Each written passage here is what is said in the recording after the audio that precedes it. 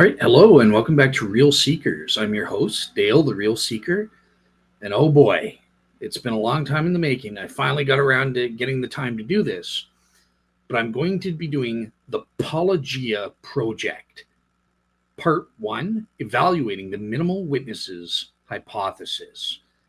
Okay, so over a year ago, I was on the Faith Unaltered podcast. And back then, I did a show on an open mic night on the Faith and Altar podcast entitled Open Mic Night Responding to Paulogia's Resurrection Hypothesis. Welcome, everybody, to another episode of Faith Unaltered and one of our favorites, Open Mic Night.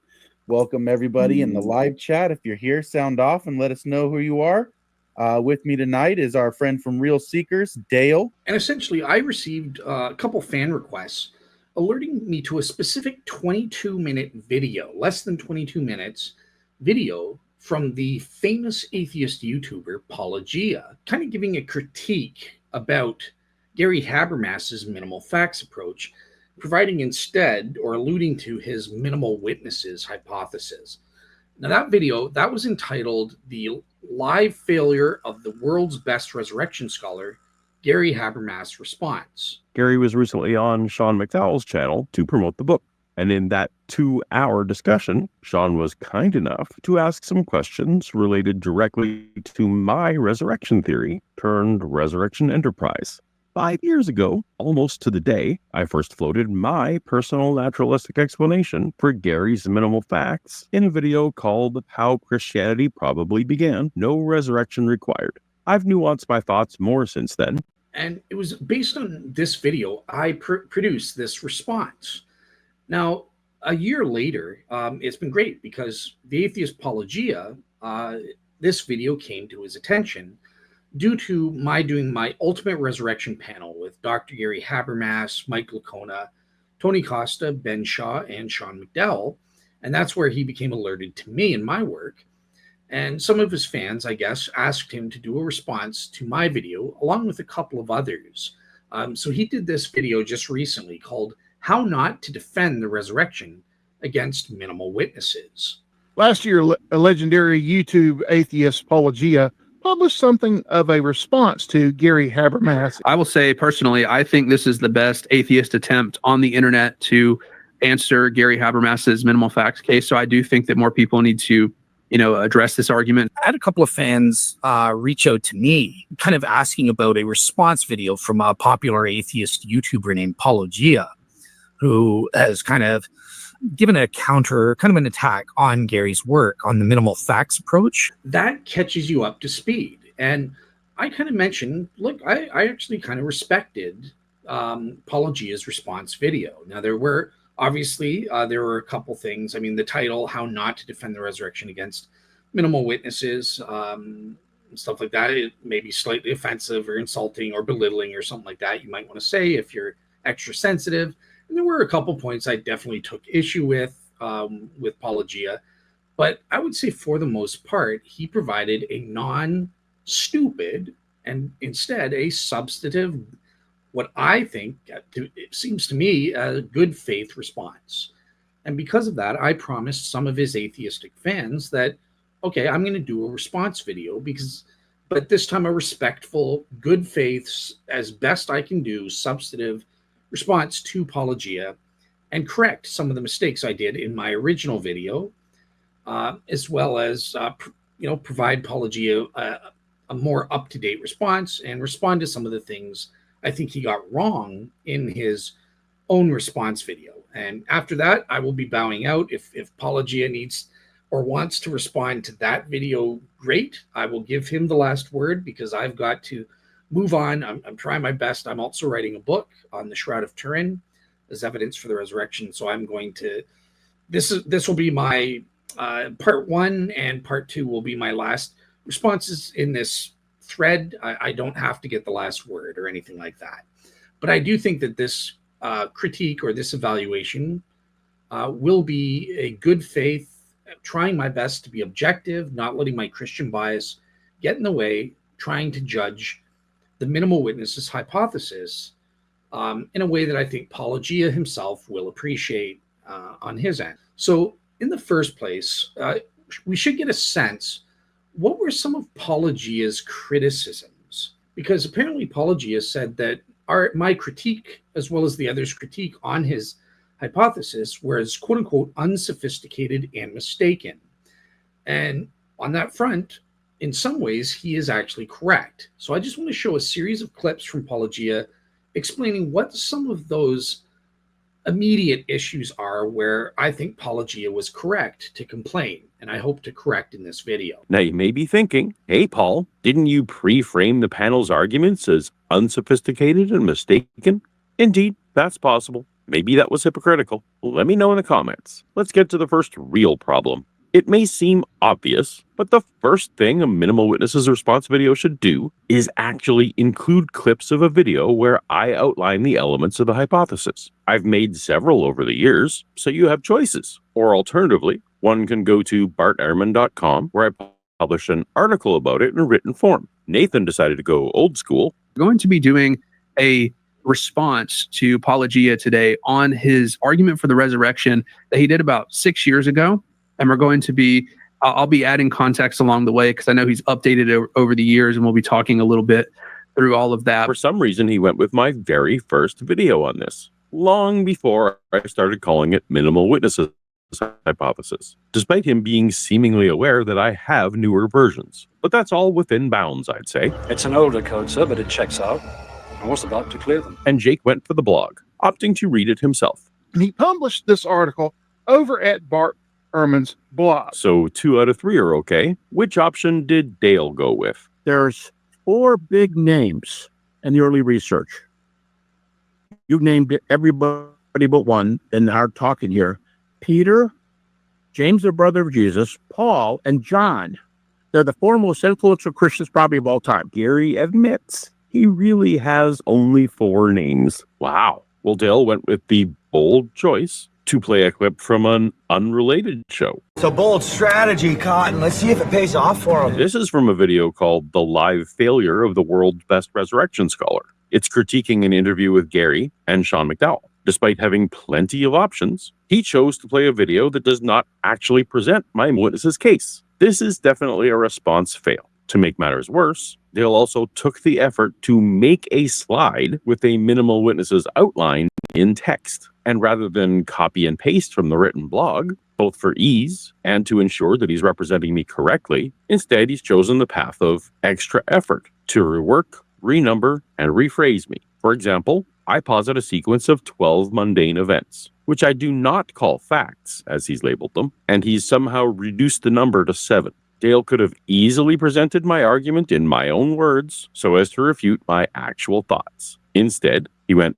out of his way to present a less daunting version. This is a great example of how not to refute an argument. Of course, it's not enough to faithfully present an argument. One needs to understand what a theory is attempting to explain in order to know how to evaluate how well or poorly it succeeds in explaining. So, what is Minimal Witnesses Hypothesis attempting to account for? To account for the established history of Christianity, and indeed, Gary Habermas's Minimal Facts. If you look at that on the page, you can see the established history of Christianity is the main point, and Gary Habermas's Minimal Facts is in parentheses, indicating that it's an aside or a subset. All 3 panelists picked up on the Gary Habermas Minimal Facts part. Popular atheist YouTuber named Paulogia, who has kind of given a counter, kind of an attack on Gary's work on the minimal facts approach. Paul is responding to the outline of a hypothesis that's generally been promoted by Gary Habermas. From our understanding, is addressing Gary Habermas and his minimal facts. He's only responding to Gary Habermas's minimal facts, and so he doesn't view gospel reliability as a fact to be explained. And so to him, he doesn't have to account for everything the Gospels say because he's only trying to account for Habermas's facts. We'll set aside that they're focused on the parenthetical for the moment and roll with their assumption that all I'm trying to do is explain Gary's facts. One would think the first step in evaluating if my hypothesis indeed answers Gary's facts is knowing what Gary's facts are. This seems like something you could look up before a live stream about whether an argument accounts for said facts. You might even prepare some slides, like Dale, who is sure to know exactly what facts his personal friend Gary Habermas puts forth. See, this slide is titled Gary Habermas's Minimal Facts. So this will surely be accurate. Well, so here's Gary Habermas's minimal facts, right? So he's got about 6, or his extended list is a total of 12 minimal facts, right? So Jesus died by crucifixion. He was buried in a private tomb, or the tomb of Joseph of Arimathea.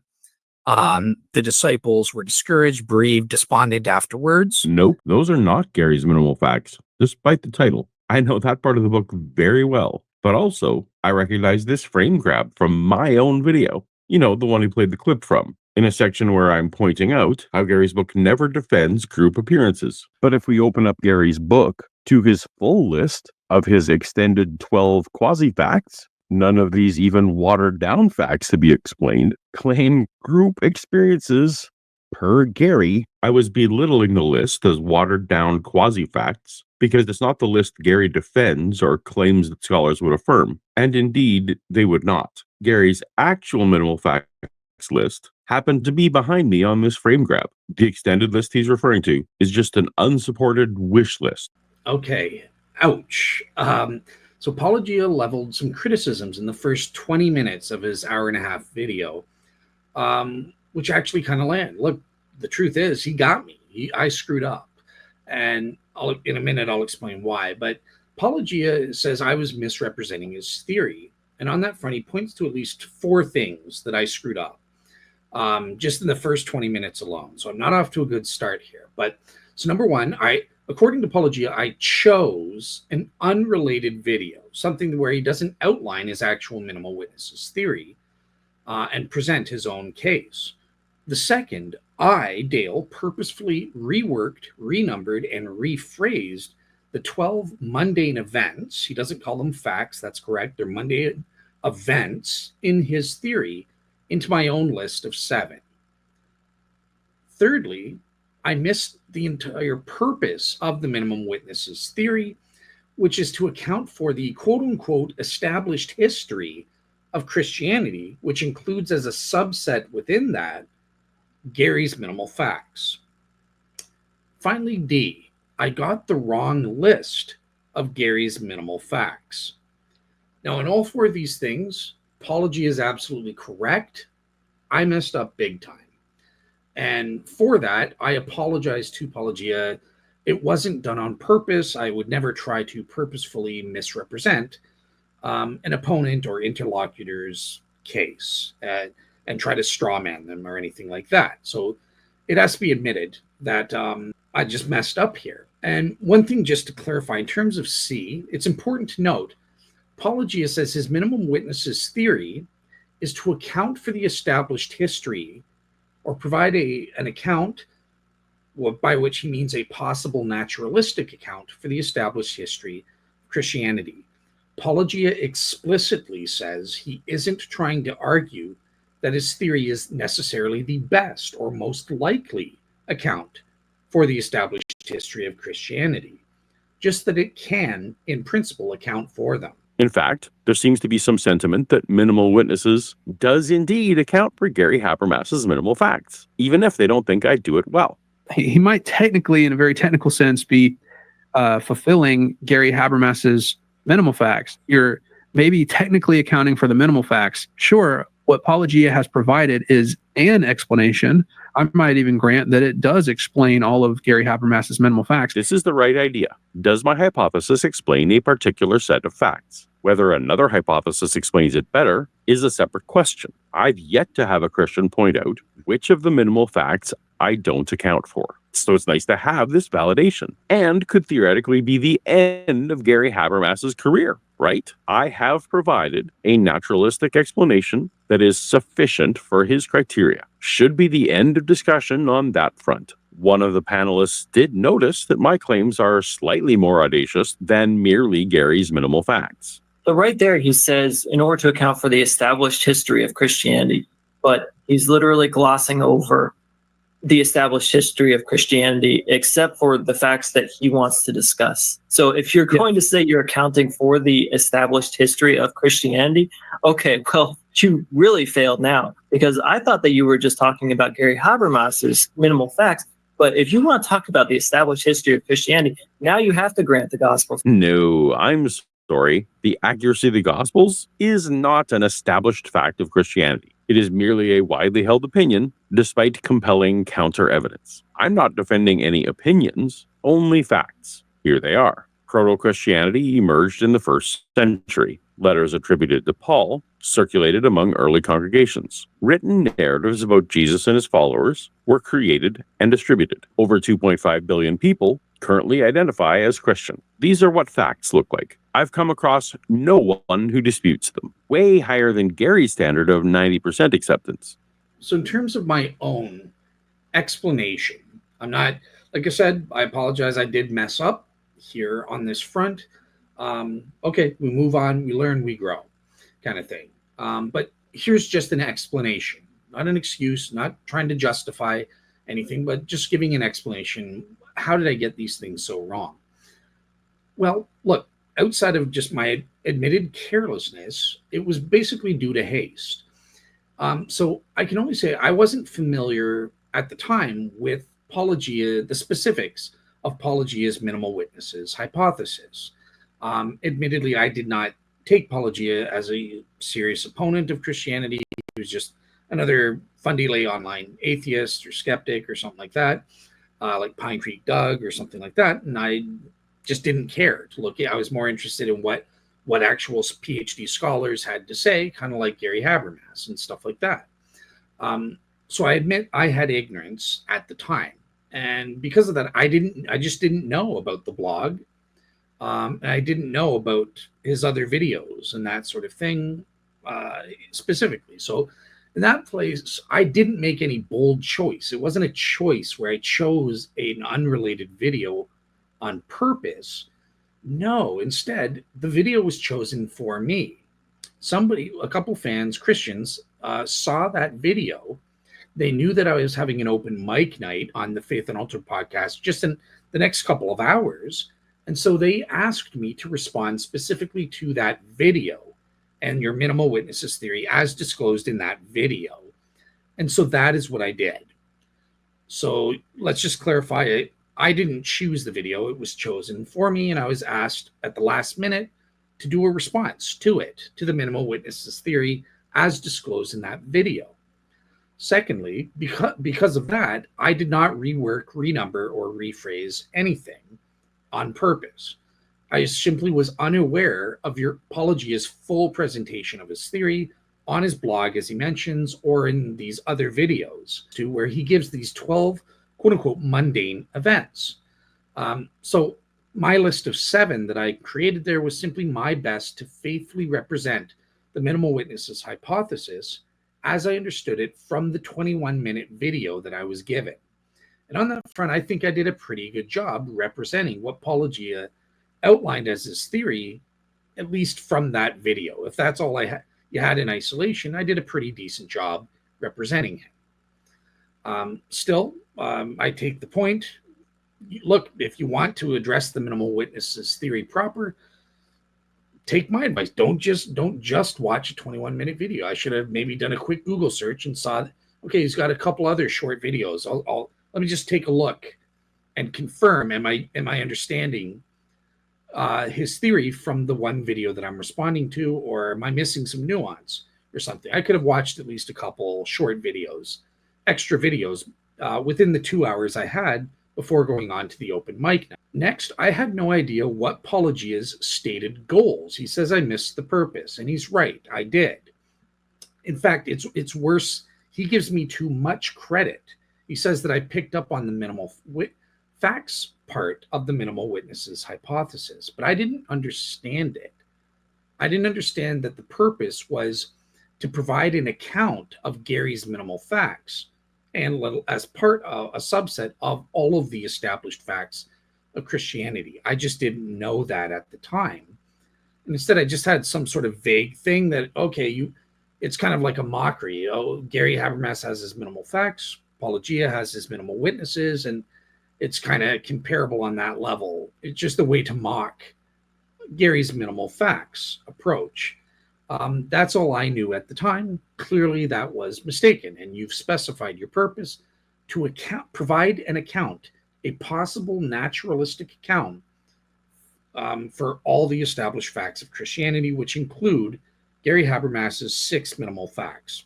But yeah, again, it's due to haste. I had 2 hours. First time I'm hearing about this, total ignorance about the specifics of your theory outside of that 21-minute video that I saw at the time and was asked to respond to. Now, as to Gary Habermas's minimal facts list, yep, this is embarrassing. Whoops, once again, you got me here. I got this wrong. But again, this is due to my haste to prepare a 1-hour presentation in just a couple of hours prior to a show due to a fan request. And so I was using that video to understand, okay, where do you stand in relation to Gary's minimal facts? And look, I made a mistake. In laziness, I wanted to grab a screenshot of what I thought, and I didn't check it at the time, but what I thought was Gary's list of 6 minimal facts plus the extended list of the other 6. That's what I heard you saying at the time. I wasn't listening that carefully, obviously. And so because of that, screenshot, done. I don't need, who cares about this? And I never checked it. I never read it. I never did anything. Now, obviously, I clearly know, being a friend and disciple of Gary Habermas, who helped me come to faith, speaking to him every month, maybe a couple times a month, for a couple hours each, at least, on the historical evidence for the resurrection. I do know Gary's minimal facts list. And I know for a fact they don't include things like the burial or the empty tomb as minimal facts. So obviously I knew this. And in the clip, you can actually hear me kind of pause for a second when I come to that second fact. For a split second, I realized this was not the proper list, but I just went through it anyways, because it wasn't the main point of what I was trying to go for. Mainly I was critiquing the minimal witnesses hypothesis. And so in that split second, I just made the choice. Okay, I'm just going to, whatever. Yeah, continue on it. You see this list here. Well, so here's Gary Habermas's minimal facts, right? So he's got about 6, or his extended list is a total of 12 minimal facts, right? So Jesus died by crucifixion. He was buried in a private tomb, or the tomb of Joseph. Right there.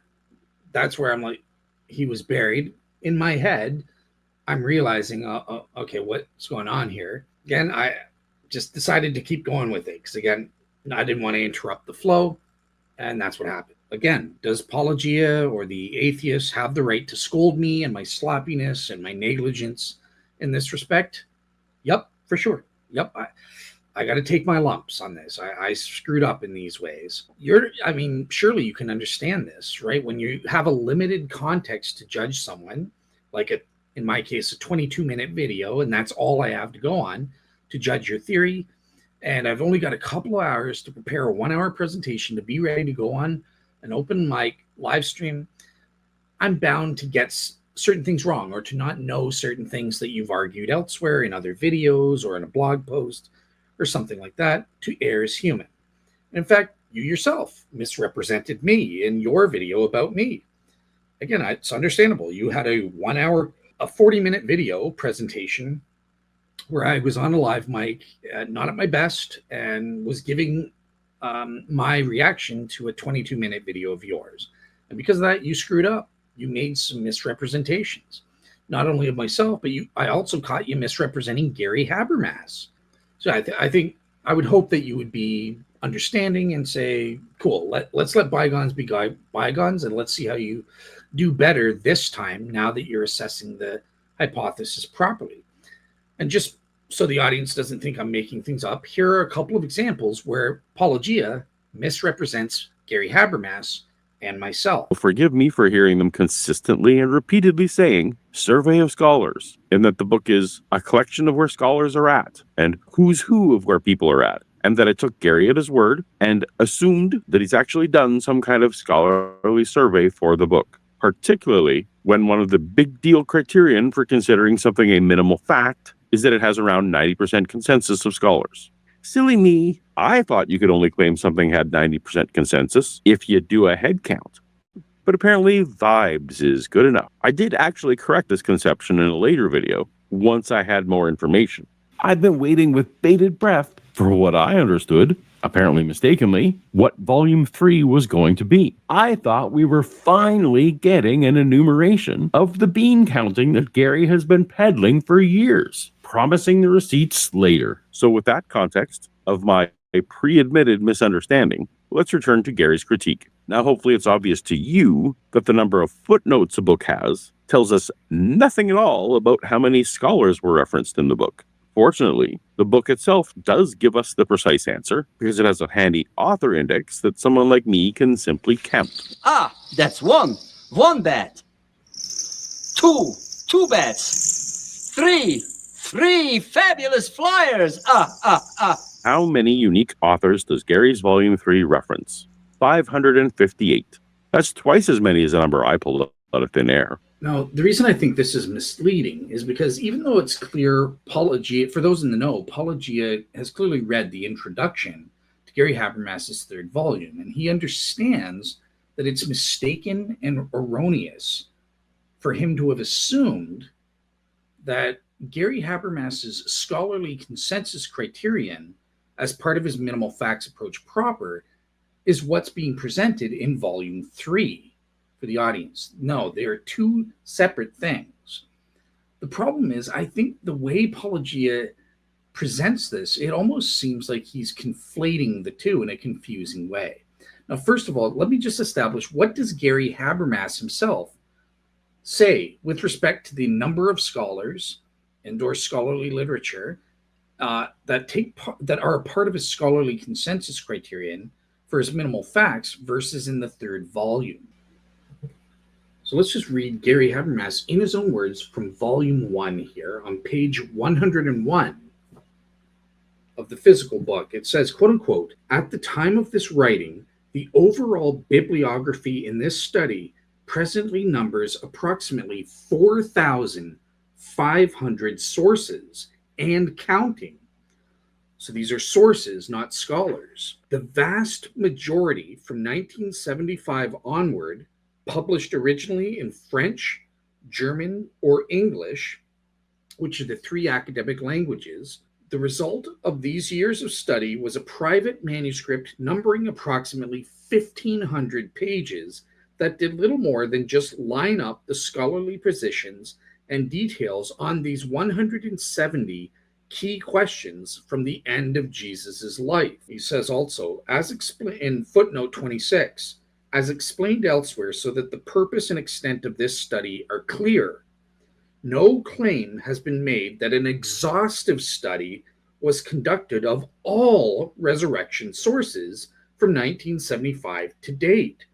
The research figures began with and largely reflected the most representative and highly influential sources, no matter what view was taken, especially those that were written by major scholars. A large number of these have been cataloged in all their significant exhausting details. Other texts were surveyed more briefly, but still in detail. Less extensive publications were simply noted or otherwise listed in the ongoing bibliography. Furthermore, many of the included sources are not exclusively or even predominantly on the subjects of Jesus' death or resurrection, but may simply have contained a chapter or a smaller discussion on an important sub-aspect of one of the many study areas represented in this large study. As for relevant sources, they are listed in the bibliography too. This large collection of total sources accounts for why it seems to my lifelong study of the resurrection is always ongoing. Very little commentary or additional interaction was included, thereby creating a catalog of current positions and the critical reasons for these views. By far, the vast majority of this material has remained unpublished. And in footnote 27, Gary says, this entire document, this 1,500-page document, is projected for the third volume of this series. So that's where Paulogia in volume 1 is assuming that it's going to be in part 3. Well, Gary Habermas was making that assumption too. But Gary goes on, though I have steadily released some of the results in essays that specifically attempted to provide overviews of some of these current academic discussions. For some instances where aspects of this research have been included, see Gary's essays called Mapping the Recent Trend, pages 78 to 92, and pages 199 to 204, and Risen Jesus and Future Hope, chapter 1, and see chapter 2, note number 33. So that's what Gary Habermas says in volume 1 about what's going to take place in volume 3 based on Gary's assessment of these 4,500 scholarly sources, not necessarily scholars, because scholars can often write multiple books or multiple papers and stuff like that. But now let's get to what does Gary Habermas say in volume 3, particularly the first 4 pages of the introduction, where Gary explains what's contained in his 3rd volume. Okay, so this is from the introduction. The purpose, this is Gary writing in the introduction of his 3rd volume, page 2, quote unquote, the purpose is chiefly to present a scholarly lay of the land on these subjects so as to provide a roadmap through the territory presented here. Going down, though the product eventually grew to what began in such a nominal manner steadily developed a life of its own, migrating into a much larger survey of many other features and related areas of study, yet without my ever attempting to be even partially exhaustive. So that was confirmed in volume 1. He never claimed to be exhaustive, though the product eventually grew to approximately 1,500 pages. So that's what he said in volume 1. This effort definitely was never intended to be a comprehensive collection, yet it was still large enough and diversified enough to be useful in research projects where surveys of various critical scholars in germane topics could be a helpful endeavor. Quote unquote, no doubt many readers would have preferred to have had more comments directly in the words of the surveyed authors, with fewer editorial summaries of their positions. An explanation is needed at this point. So why doesn't Paulogia, he misrepresented Gary, why isn't he explaining why volume 3 is not presenting this? Because Gary gives an explanation. What is it?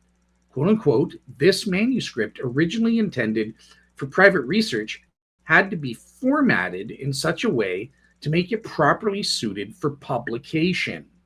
One requirement was to limit the number of quoted words, and therefore number of scholars and scholarly literature, and increase the number of editorial summaries. So Gary didn't have a choice. As we saw in volume 1, he wanted to have the full 1,500 pages, his full document representing all of his scholarly headcount based on surveying 4,500 French, German, and English scholarly papers and books on the resurrection, but he wasn't allowed to. The publisher said, no, you are required to take that out. In order for us to publish this, you need to have more editorial comments, stop quoting the scholars as much, have less quotations and stuff like that, and quote less of them. We don't want just a full book of quotations. So Gary goes on, quote unquote, many citations or other very similar comments will be repeated throughout the volume. This occurs for more than one reason. First, shorter quotations or paraphrases can sometimes take the place of longer examples, especially when the latter occur elsewhere in this 3rd volume and can be consulted for more detail. Also, a number of similar quotations, comments, or summaries are highly relevant at various places in a volume of this sort to explain similar ideas that occur in more than one context or even a variety of them. Here's something that Paulogia quotes, right? He reads this. It is important to note for readers with chiefly research interests that most of the sources referenced in this volume date before 2015. And you get people like the rabid atheist on this basis dismissing Gary's work, as well as all the atheists and skeptics online who watch Paulogia's channel. But it's interesting, Paulogia quotes up to this point, right, before 2015, with more recent publications, even those written by already cited authors, being absent. And then Paulogia stops. Why doesn't he represent Gary properly by reading the next sentence? This is not the case with the other volumes in this project. Volumes 1 and 2, and volumes 4, presumably, do cite more recent post-2015 scholars and literature. It says, which do cite newer material by particular authors, and I confirm that for myself. The reason for this is that the other volumes of this project came closer to being finished. It became more critical to use more recent publications in that they contained more specific data and responses.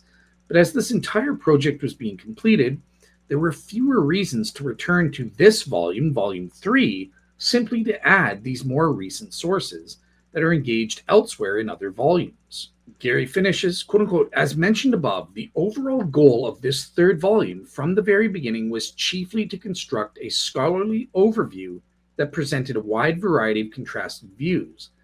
Lastly, the lists of scholars in this volume, volume 3, are unrelated to the scholarly counts referenced in the first 2 volumes. They do not comprise any extrapolated figures from which head count comments were made earlier in arriving at Gary's 90% of his 4,500 sources. The task here was simply to provide an overview of hundreds of scholarly opinions across a multitude of topics, including over 7,000 footnotes. And as noted previously, this volume was originally longer, but much of it had to be condensed through no choice of Gary Habermas, but the public because of the publisher. Therefore, these preliminary thoughts should provide some clarity and direction for this survey of contemporary critical views pertaining to the relevant issues involved in this lengthy resurrection study.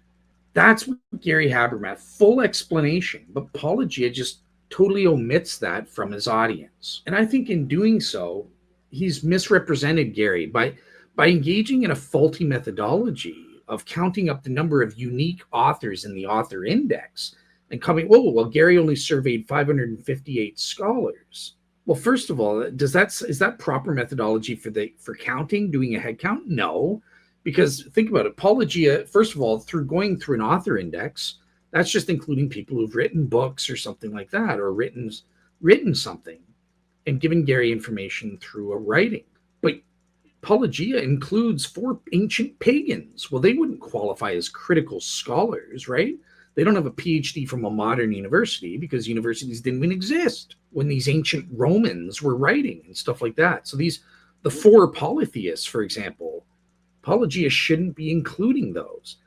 But maybe Paulogia is saying, well, Gary was a little bit more flexible in terms of his critical scholar criterion when it came to skeptics. So maybe he's including these ancient pagan polytheists under his more generous take for allowance for skeptics or something like that. Well, the author index clearly can exclude people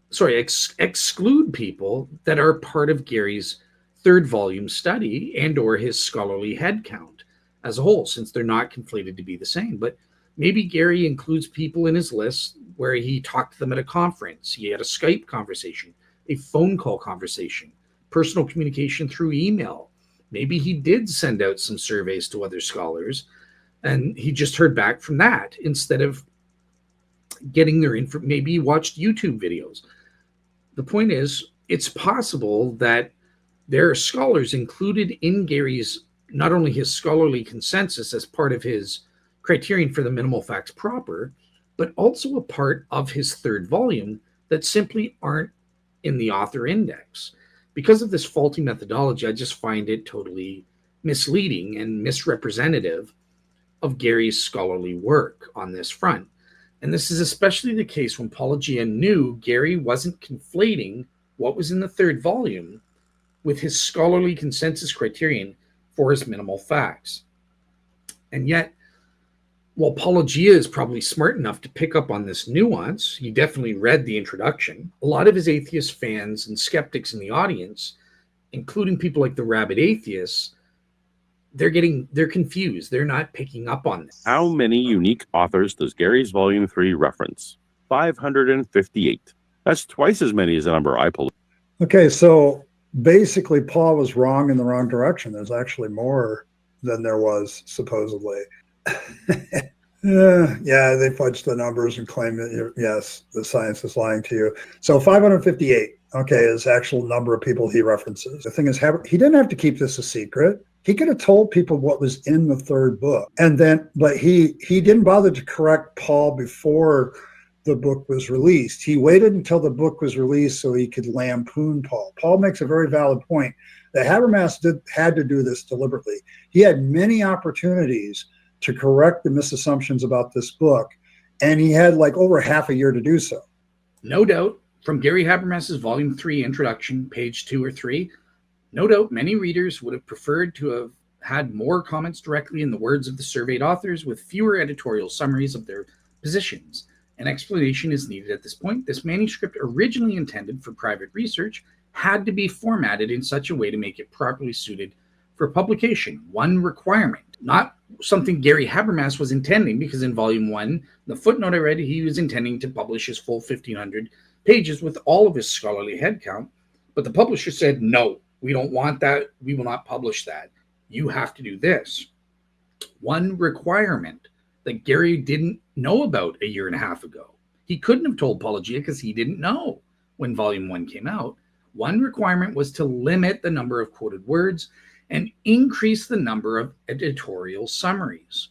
Why didn't Paulogia read this so that people would understand why Gary's Volume 3 is different than what was being expected, is different from his scholarly consensus for the minimal facts proper? Okay, so that's where I think there's a slight misrepresentation from Paulogia, who I know read the introduction to Gary's third volume and definitely read the first volume and all that, and he should be showing the full context so that his atheistic audience can fairly judge Gary on this front as to why the third volume is what it is versus his scholarly consensus criterion and what that entails. And instead of conflating the two and saying, oh, well, there's this mismatch, therefore Gary lied and was deceiving us for years about his head counting of scholarly consensus.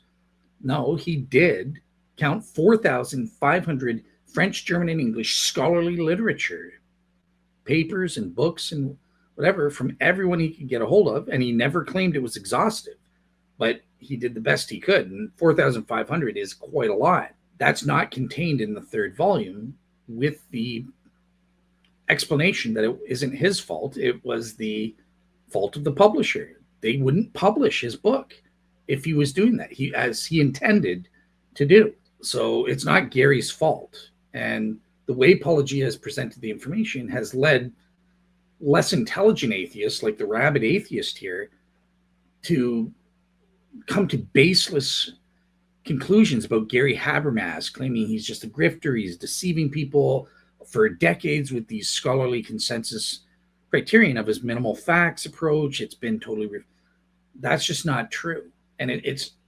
definitely misleading and misrepresentative to take the author index and pretend that just counting up the number of unique authors reflects on Gary's scholarly head count with his minimal facts approach, and even reflects the number of scholars surveyed in Volume 3, because there may be scholars that are excluded in the author index. They didn't write a book, they didn't write a paper, but they've spoken about the resurrection or something like that, or at a conference or something like that, or on a video or whatever, or through personal email communication. So there's that issue.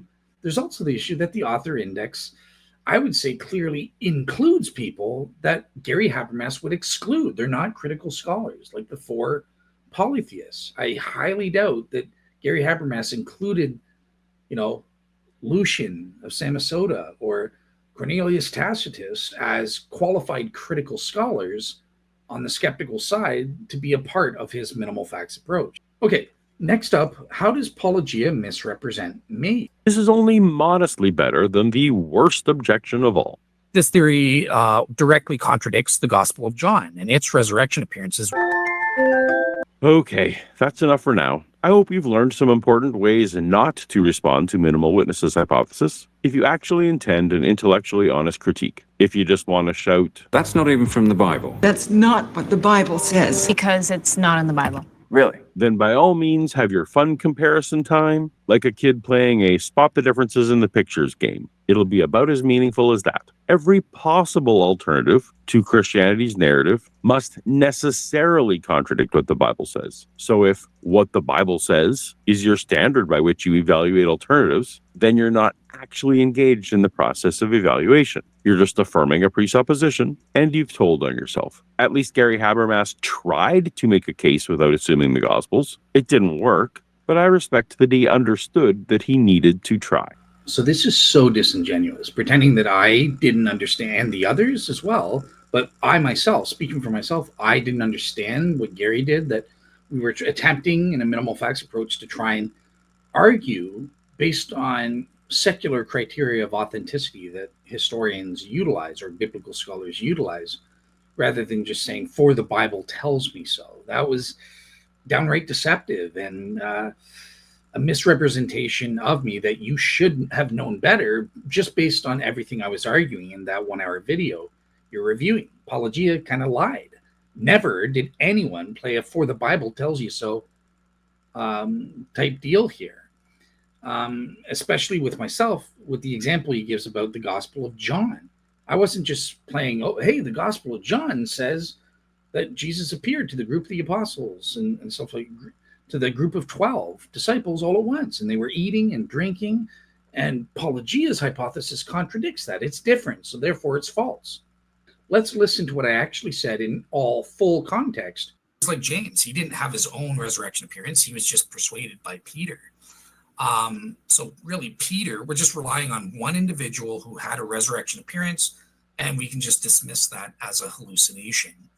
I think this is totally ridiculous. In the first place, this theory directly contradicts the Gospel of John and its resurrection appearances, which does narrate that John himself had a resurrection appearance. He saw the risen Jesus with his own eyes. And there are very sound scholarly reasons for favoring that the Gospel of John was written by the Apostle John as an eyewitness. So that's the first response. So see right there, Paulogia was lying to you. He selectively edits and quotes, saying like, oh, well, because, well, first of all, this contradicts the Gospel of John. Whoop, and then I'm cut off. For the Bible tells you so. I got to come up with a way of doing graphics like this, funny little things like this. But still, like, why did he cut that off? No, Paulogia watched the video. He knew I was saying the Gospel of John contradicts his notion in the sense that it says John had an appearance of his own. He wasn't just persuaded by Peter after the fact. He saw the risen Jesus himself. And Paulogia also says, well, this is possible under his theory, right? But given the theory as he expressed it, at least in the 21-minute video I watched, he just said, well, let's focus in on Peter. Peter specifically convinced John type thing. And that does contradict the Gospel of John. But I don't just go, well, for the Bible tells me so, therefore you're wrong, Paulogia. No, I said I gave reasons, scholarly reasons, secular objective evidence.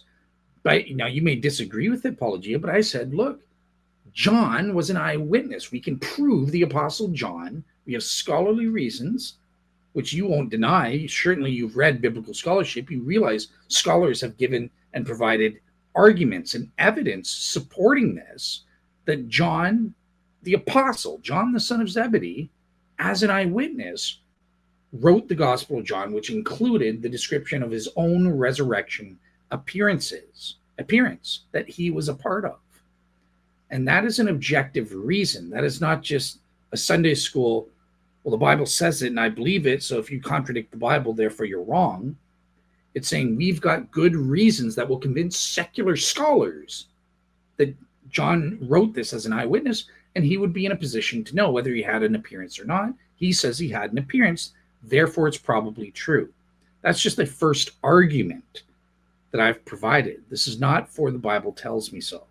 And what's funny is I'm going to catch Paulogia in a little bit of hypocrisy on this for the Bible tells you so. So look, first of all, what I don't know where the clip is, but in one of the videos I saw, again, haven't seen all of Paulogia's videos. I've watched every single one in his Minimal Witnesses playlist, and I've watched several in the Gary Habermas playlist, not all of them.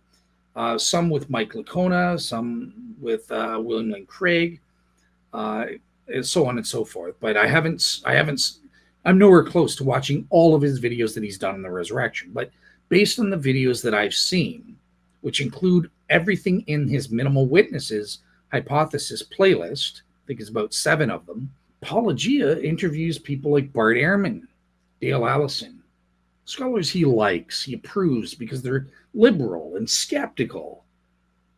And you know what? They appeal. Paulogia has this weird notion that it's akin to saying, arguing for the Bible tells me so if you use one source. So I assume I got this because I appealed to the Gospel of John, and that's one source, therefore, for the Bible tells me so. And he does that again when we use Acts to talk about James too. But he doesn't do that because Bart Ehrman talks about James, the son of Zebedee, in Acts getting killed. We'll come to that. And he also talks about Dale Allison says the same thing. Funny, they don't get a little jingle of for the Bible tells them so when they appeal to a single source, Acts. No, this is foolishness. Just because you appeal to one source does not mean you're reasoning in the for the Bible tells me so fallacy. No. You can use one source and glean historical information from it based on objective evidence and reasons, such as utilizing the criteria of authenticity. And skeptics and Christian scholars alike can appeal to a single, even secular historians. Look, we have one source of the Gallic Wars written by Julius Caesar, horribly biased, stuff like that. We still glean facts, and we don't go for the Julius Caesar Gallic Wars tells me so, or something like that. That's stupid. No, we're not just reasoning. Well, the book says it. The hypothesis contradicts the book. I go with the book. That's not what we're doing. No, we're using one source, and we're reasoning from that source that we have good objective evidence and reason to believe what the book says over and against what your theory is saying. And I said that in this clip by saying we can prove that Gospel of John was written by John the Apostle, and John the Apostle was an eyewitness of his own resurrection appearance because he claims to have, right? He claims he had a resurrection appearance. He would, by necessity, be an eyewitness to that. So he was either lying about it, or he had it, or he deluded himself. But at the point is, he thought he had an experience, some kind of experience that he believed, just like Peter, he believed was the risen Jesus. He was not just, I didn't see nothing, and I'm persuaded by Peter's preaching. I present reasons. I'm not reasoning of, for the Bible tells me so, and playing this mismatch game of, well, does Paulogia's theory match what the Bible says in all respects? That's a total straw man of my position. You screwed up there, Paulogia. All right, so with that said, you can see my point here is we're all flawed human beings, and given certain limitations and our finitude, we sometimes make mistakes, and we accidentally misrepresent each other or make mistakes and that sort of thing. I admit my faults with respect to the first video I did in representing what Paulogia's theory is, and misunderstanding the purpose of it. I've done my due diligence this time, and I think I have done my best to correct for that. So let's see my assessment with my new understanding. Let's get into that next. Okay, so what are Paulogia's goals restated? This is my understanding. The minimal witnesses hypothesis, according to Paulogia, has a twofold purpose, or it's a one purpose, one goal or claim that it makes that contains at least two fundamental aspects. So the first is to provide an account, not necessarily the best or most likely account, of all 6 of Gary Habermas's minimal facts. So the Gary Habermas minimal facts, properly represented, and I confirmed in Gary's first volume this time, just to make sure the screen grab is accurate, and it is. So these are Gary's 6 minimal facts. Paulogia claims his minimal witnesses hypothesis can account for or explain all 6 of these facts. And again, it's important to note the nuance. He's just providing a possible naturalistic account or theory or explanation for these 6 facts. That's all he's trying to do in the first aspect of his hypothesis. He's not arguing, hey, my theory is true, or I can prove my theory is true, or he's not arguing, or it's probably true. He's not arguing that. He's not arguing, hey, of all the various theories, my naturalistic possibility is the best theory in accounting for these facts. He doesn't care about that. He's just saying, look, explanatory scope. There are 6 facts here. In principle, is it possible my theory can explain all of these facts? That's all he's claiming from my understanding. His second claim is a bit wider, to provide a possible naturalistic account, not necessarily the best or most likely account, not even necessarily a factual account. He doesn't care whether it's proven to be probably true or not, but it's a possible account of the established, quote unquote, established history of Christianity, of which Gary's 6 minimal facts are a subset of those established historical facts of Christianity. So the established history of Christianity includes Gary's 6 minimal facts plus additional facts. Paulogia is making this twofold claim. Logic and epistemology says the person making a claim bears the burden of proof. So Paulogia has to prove that these 2 claims are probably true, these 2 aspects, in order to prove his claim that the minimal witnesses hypothesis provides a possible naturalistic account that can fully account for the established history of Christianity. He has to prove both of these admittedly minimal claims. Well, before we take a look at what these facts are, we have to understand, how does Paulogia, what does it mean by quote unquote established history? What does Paulogia mean by that? Because again, it's his claim, it's his theory that he has the burden of proof to prove. So what is he claiming? What does he mean by the established history? And it seems to me, based on all the videos, Paulogia is implying that by established history, he means uncontrovertible or uncontroversial, aka universally accepted facts. At the very least, accepted universally among a scholarly consensus. Now, so that's his way of determining what the established historical facts are, via this use of a universal scholarly consensus. But the scholarly consensus is a nuanced one, because I think it would probably exclude any and all Christian scholars who are biased, who have to sign a quote-unquote faith statement, which includes biblical inerrancy as a condition of employment. He seems to denigrate scholars of that persuasion, and he admits that Christian scholars like that, of course they agree with Gary Habermas and against the minimal witnesses theory as complete and utter bunk. Anyways, let's see Paulogia exposit the difference between what he understands to be established historical fact versus mere opinions, and what he thinks it is that establishes these as historical facts. Are handled when properly clarified. In fact, there seems to be some sentiment that minimal witnesses does indeed account for Gary Habermas's minimal facts, even if they don't think I do it well.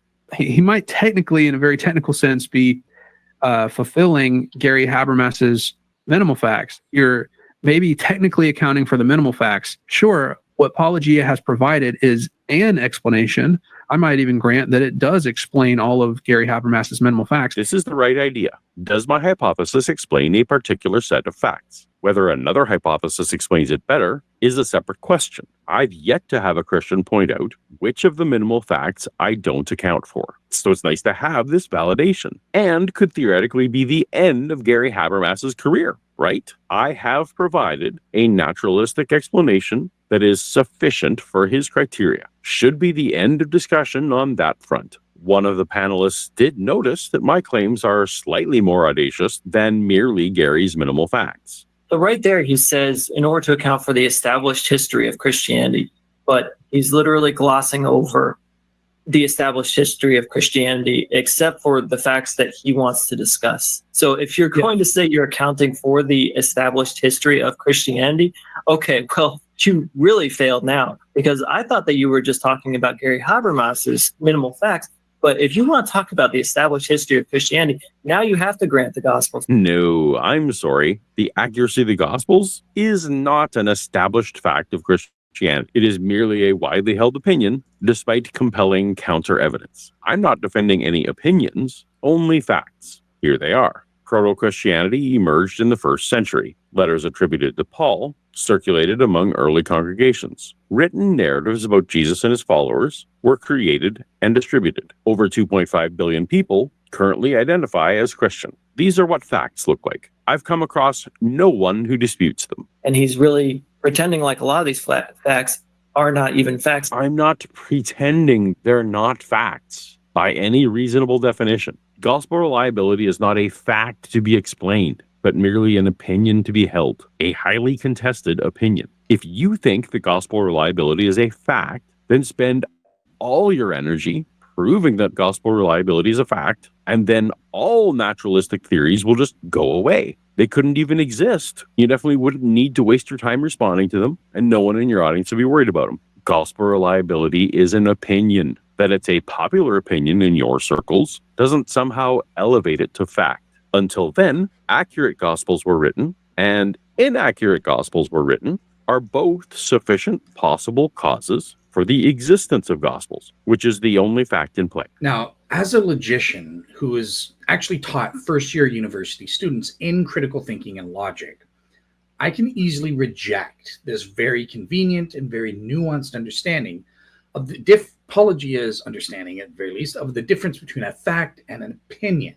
And if you want further, you can go to my philosophy, logic, and critical thinking class, where I give my critical thinking first-year university course for free on YouTube for you guys, all of the lessons. This is lesson 1, where we get into statements of opinion, statements of belief, what are the difference between statements and propositions, and all of that great stuff.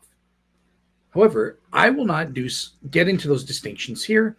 I don't wish to be accused by Paulogia of missing the point again. I've already messed up the first time, so I want to make sure I'm being as charitable and steel-manning Paulogia's case as much as possible. So I'm just going to go with what he counts as a quote-unquote established historical fact, at least for the purposes of my assessment of his theory here.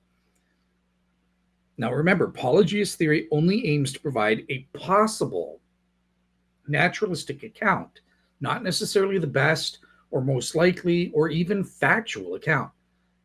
If there's a 1% possibility, that's success under Paulogia's goals for his hypothesis here, for accounting for the established history of Christianity, and this includes Gary Habermas's minimal facts. Now, why is this Paulogia's goal? Well, based on his blog and on other things, the best I can gather, another video he says, is Paulogia thinks that achieving this minimal goal is sufficient to refute Jesus's resurrection, because he seemingly concurs with Dr. Bart Ehrman and other godless atheists and their foolish, unproven, debunked mantra of, extraordinary claims require extraordinary evidence, and therefore any naturalistic scenario, no matter how unlikely, no matter how horrible it is by definition, by fiat, a priori, more likely than one in which a great miracle, namely Jesus' resurrection, occurred.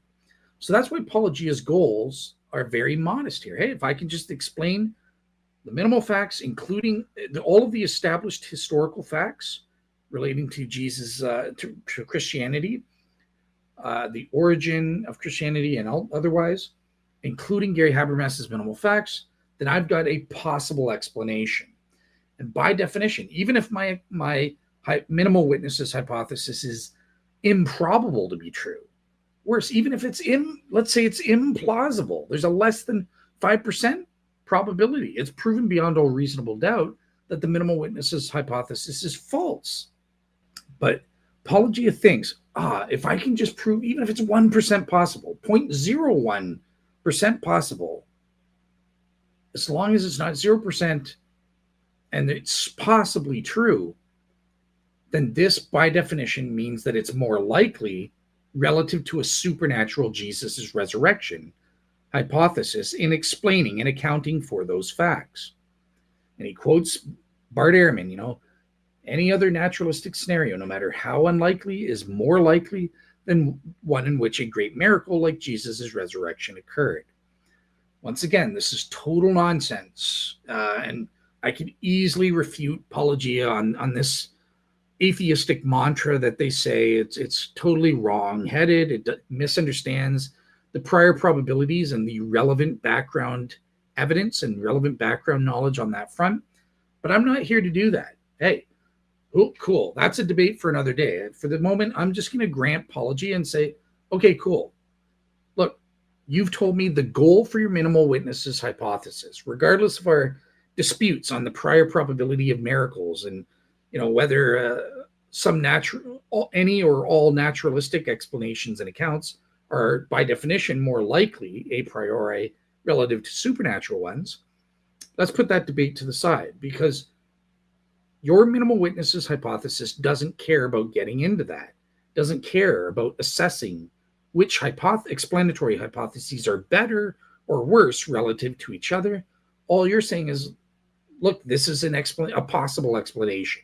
That's all I'm trying to prove, is that it possibly accounts for all of these facts.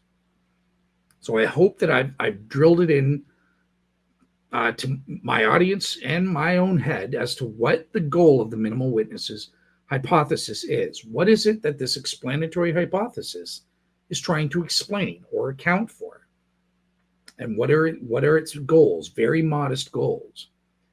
So instead, for my assessment, I'm going to adopt Paulogia's definition and just see whether he proves his case or not. So let's get into that. And on that front, the first aspect is, remember Paulogia's standard. He includes Gary Habermas's 6 minimal facts as qualifying under the established history of Christianity. So how does the minimal witnesses hypothesis perform on that front? Okay, so just before we get into the assessing the minimal facts, there is one question. I accept all of these other established facts of Christianity as being true or probably true, and I accept them. But I do have one question with respect to this one. Proto-Christianity emerged in the 1st century. Proto-Christianity, what does that mean? Look, I accept all of his additional established facts beyond the minimal facts. But there is that one exception. What exactly does Paulogia mean by proto-Christianity? And by contrast, what does he mean by Christianity proper? Depending on what he means by these terms, this fact may be disputable, right? Obviously, well, maybe it did if there is a proto-Christianity. So depends what he's trying to argue. And since I couldn't find any explicit clarifications from him on this, either in the blog or the videos that I watched, thus I'm going to assign a questionable status to this fact, because it depends on, well, what is the fact exactly? And I'm not sure what Paulogia means by proto-Christianity in contrast with Christianity proper. Anyways, let's now turn our attention to the minimal witnesses hypothesis. What does Paulogia's hypothesis actually entail? Although the scholarly defense of each point could easily fill a full chapter in a book, the minimal witnesses hypothesis can be succinctly expressed as descriptions of 12 relatively uncontroversial naturalistic events that, in turn, gave rise to the Jesus movement, which eventually evolved into modern Christianity. 1. In the early 1st century, among the apocalyptic preachers active in Judea was one Jesus of Nazareth. For over 100 years, scholarship has held that historical Jesus is best understood as an apocalyptic preacher. 2. This Jesus said or did controversial things which led to his crucifixion on a cross, a common practice at the time. While the infraction could have been anything, actions ascribed to Jesus, such as disturbing the peace in the temple, or challenging Roman authority by claiming to be the Messiah or King of the Jews, would have been sufficient to warrant the death penalty under Roman rule. Medical research and historical record tell us death was all but certain for crucifixion victims. 3. The resting place of Jesus' body was unknown to his followers. If the Romans were responsible, the body would have been left on the cross, possibly to be eaten by animals, as this humiliation was considered part of the punishment. If a Judean religious exemption existed, despite explicit records to the contrary regarding Jesus' case of treason, the responsibility would have fallen to the family to successfully petition those in power. Mary, being of modest means and lacking influence, would have faced significant obstacles in securing the body and transporting it from Jerusalem to Nazareth for a simple pit grave. In the absence of family, the priesthood would have taken charge. However, Jewish law mandated that criminals be left in a separate, designated graveyards of the condemned in a dishonorable and secretive manner. In the expected scenarios, the location of Jesus' body remains unknown. 4. This Jesus had some followers while he was alive, but most disappeared into lives never recorded by reliable history, never to be heard from again. All except Simon Peter and possibly John. In his comprehensive study, Sean McDowell acknowledges that Peter is the sole member of the 12 for whom there is high confidence of martyrdom. 5. Distraught after the death of his mentor, Simon Peter became sincerely, albeit mistakenly, convinced that Jesus had appeared to him. While potential causes are innumerable, a post-bereavement hallucinatory experience involving sensory perceptions of a deceased loved one is a likely cause of Peter's mistaken belief. 6. James, the brother of Jesus, became part of Peter's Jesus movement, perhaps also one of the disciples named John. In Galatians, Paul describes meeting James, Peter, and John in Jerusalem, so we know they were all involved in the church. Assuming they came to believe in Jesus' resurrection, that could be explained by social contagion, a model of influence and persuasion.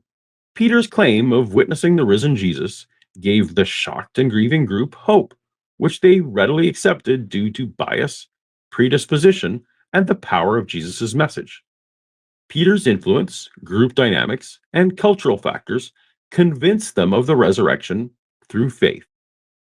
7.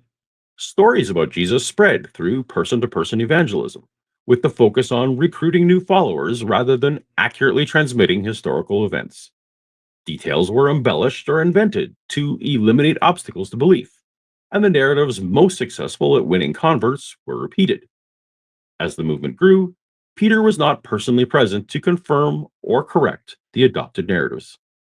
The Jesus movement grew for many decades before the first Gospels were written, so scholars generally agree that it spread primarily through personal evangelism and word of mouth. 8. Paul, a Pharisee who had been persecuting the new Christians out of a sincere belief that he was serving God, experienced a non-veridical vision of the allegedly resurrected Jesus. Profoundly affected by this experience, Paul became a believer and began recruiting for Christianity and writing letters outlining his theology. 9. Paul met Peter and John, but they didn't see eye to eye. Paul went to Jerusalem to gain approval from Peter and the church for his Gentile mission, which allowed converts to forego Jewish law. Despite apologists' claims, Paul's visit was not to learn about Jesus' life or resurrection. 10. Several decades later, Greek-speaking individuals who had never met Jesus or Peter began documenting these circulating stories about Jesus, the sayings attributed to him, and their interpretations of these narratives. The case against the traditional authorship of the Gospels is strong, though too involved to argue here. The case is nearly ironclad that the Gospels are complex literary works shaped by various factors rather than straightforward historical accounts. 11. Occasionally, some early Christians engaged in disruptive behavior and faced consequences as a result. However, early Christians generally lived relatively peacefully, rarely facing ideological persecution, although it did occur at times.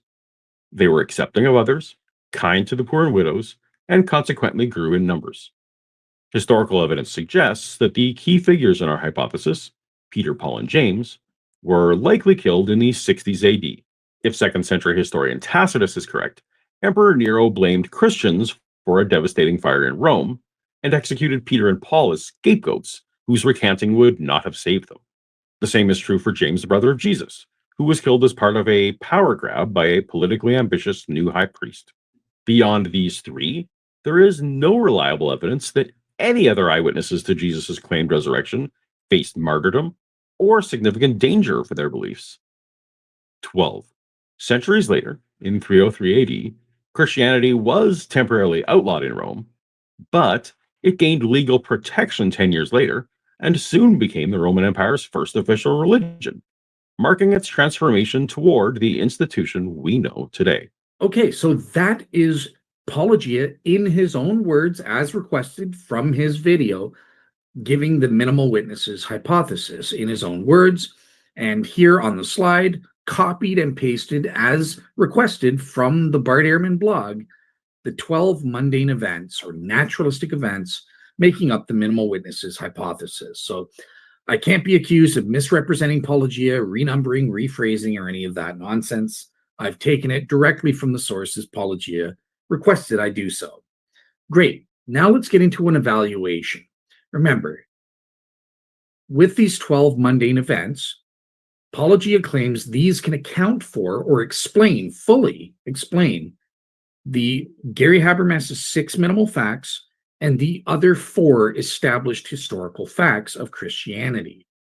Let's get into it and start evaluating his first claim on the minimal facts approach. Now, how does the minimal facts approach stack up with the minimal witnesses' mundane events?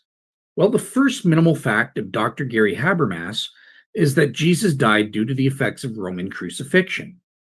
Well, yes, Paulogia, in fact, event number 2 specifically and explicitly accounts for this minimal fact and agrees with Gary that Jesus was dead due to Roman crucifixion.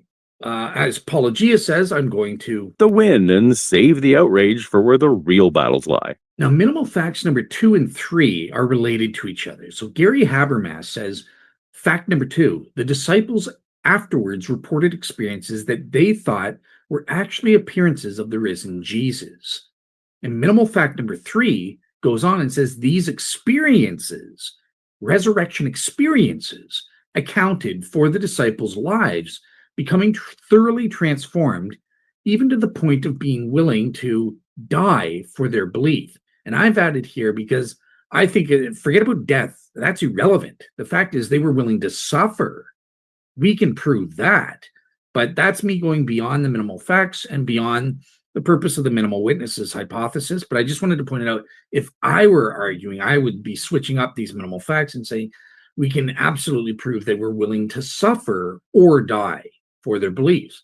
And that gets rid of this question about the martyrdoms. That's totally irrelevant. The fact is people don't die for, don't suffer for something they know is a lie, whether they forget about the deaths or not.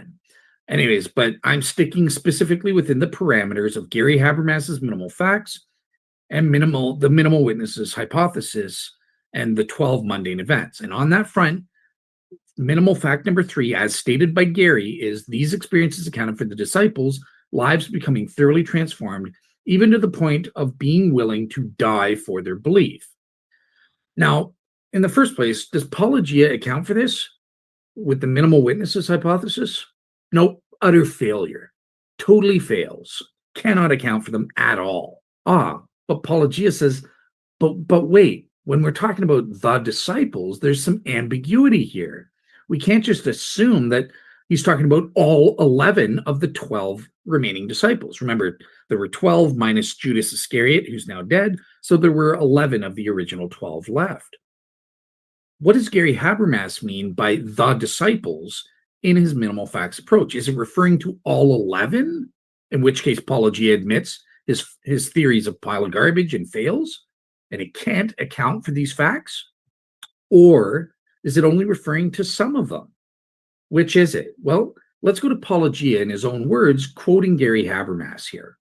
Gary plays fast and loose with the word disciples. A scholar can agree with these 2 propositions. In fact, I could agree with these 2 propositions, thinking that there's evidence for maybe 1 or 2 disciples who reported experiences, and then Gary presents it to the public like scholars are granting him all 12.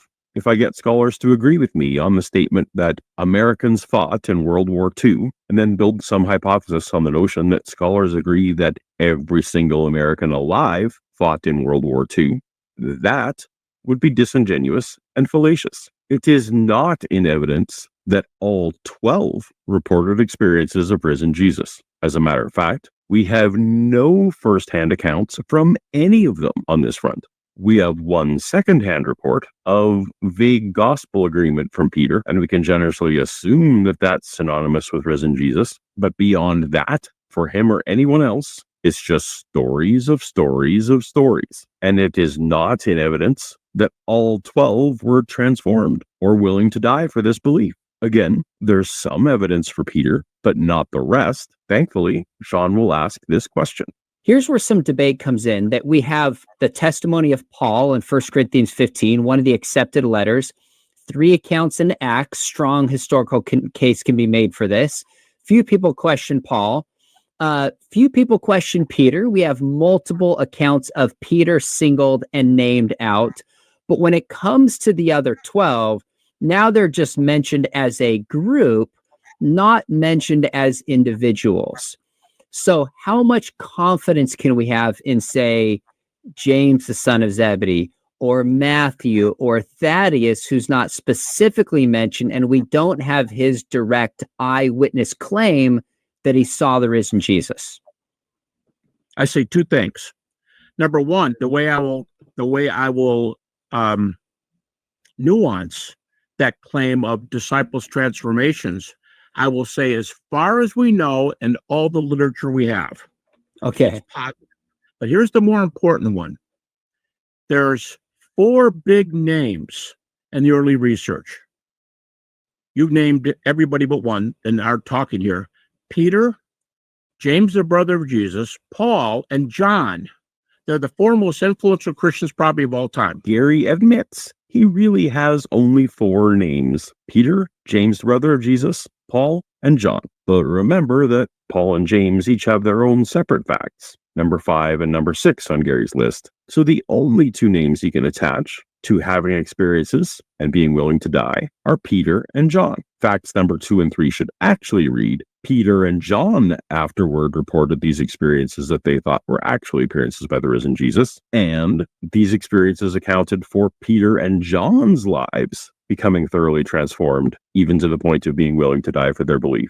But that's not as powerful, is it? And when Paul goes to Jerusalem to talk to the eyewitnesses, this is my number one reason, remember, he sees Peter and James and Paul. 3 of the 4 are there. And when he comes back in Galatians 2, John is there.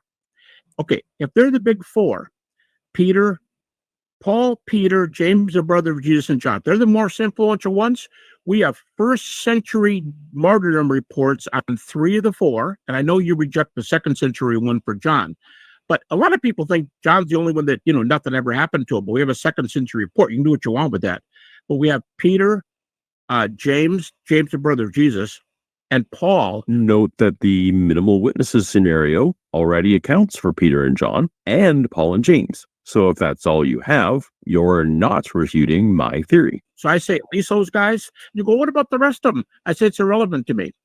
There's 4 here. We can track them. To be clear, Gary is on the record as saying that anything beyond this 4 is irrelevant to him. So any hypothesis, say the minimal witness scenario, need explain only these 4. I don't have to explain any member of the 12 other than Peter and John. But I make a big deal of Peter, James, the brother of Jesus, and Paul. If you want to use John, if you don't want to use John, we have they're the 4 that are in Galatians 1 and 2. Only the first 3 are in Galatians 1. And notice why that's why those guys are in the minimal facts. Once again, for everyone in the back, Gary's minimal facts number 2 and number 3 include Peter and John only. No one else.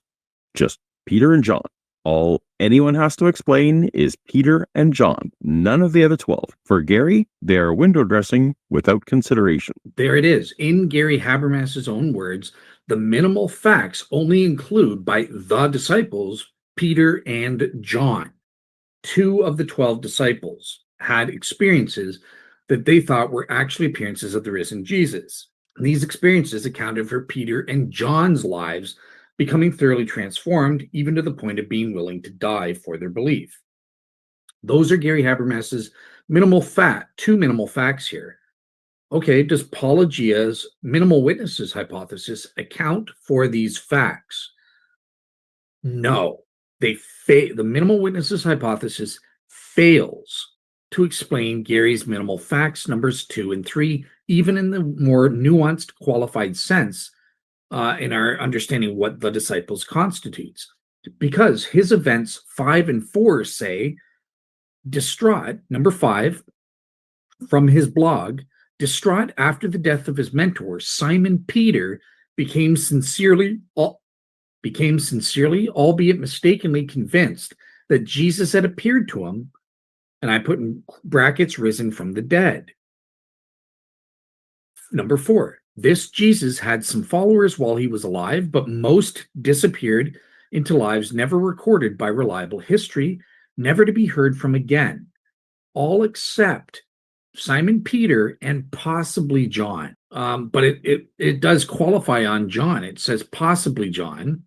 Well, no, if you're going to account for the minimal facts of Gary Habermas, it is John. He was there and his life was transformed to the point of being willing to die. But number 5 directly and explicitly contradicts minimal fact number 2, because the minimal fact says Peter and John. There's a conjunction there. 2, not just 1, but 2 of the 12 had resurrection experiences, whatever those were. But Paulogia's minimal witnesses hypothesis just says that Simon Peter had a resurrection appearance and reported that to John, and John was persuaded by the testimony, persuaded by rhetoric. So this is a direct contradiction. Gary's second minimal fact explicitly states that Peter and John had these resurrection experiences. The minimal witnesses says only Peter. Those contradict. And since Gary is the author of the minimal facts and Paulogia is attempting to account for them as Gary outlines, as is, he must allow Gary to define his own terms, such as what constitutes the disciples and who had the resurrection experiences which transformed them. And as I said, on that front, Paulogia, at least as his minimal witnesses and the minimal facts are currently stated, there's a failure, there's a contradiction. Therefore, it can't account for these facts. Minimal fact number 4. This one's interesting. The proclamation of Jesus' resurrection and appearances, plural, took place very early, soon after the experiences, plural, themselves. Gary Habermas's minimal fact number 4, as stated. Now, Paulogia's minimal witnesses theory doesn't speak to the precise timing as to when Peter had his experience. And from videos I've seen, Paulogia is perfectly happy to go, yeah, it happened immediately, right after.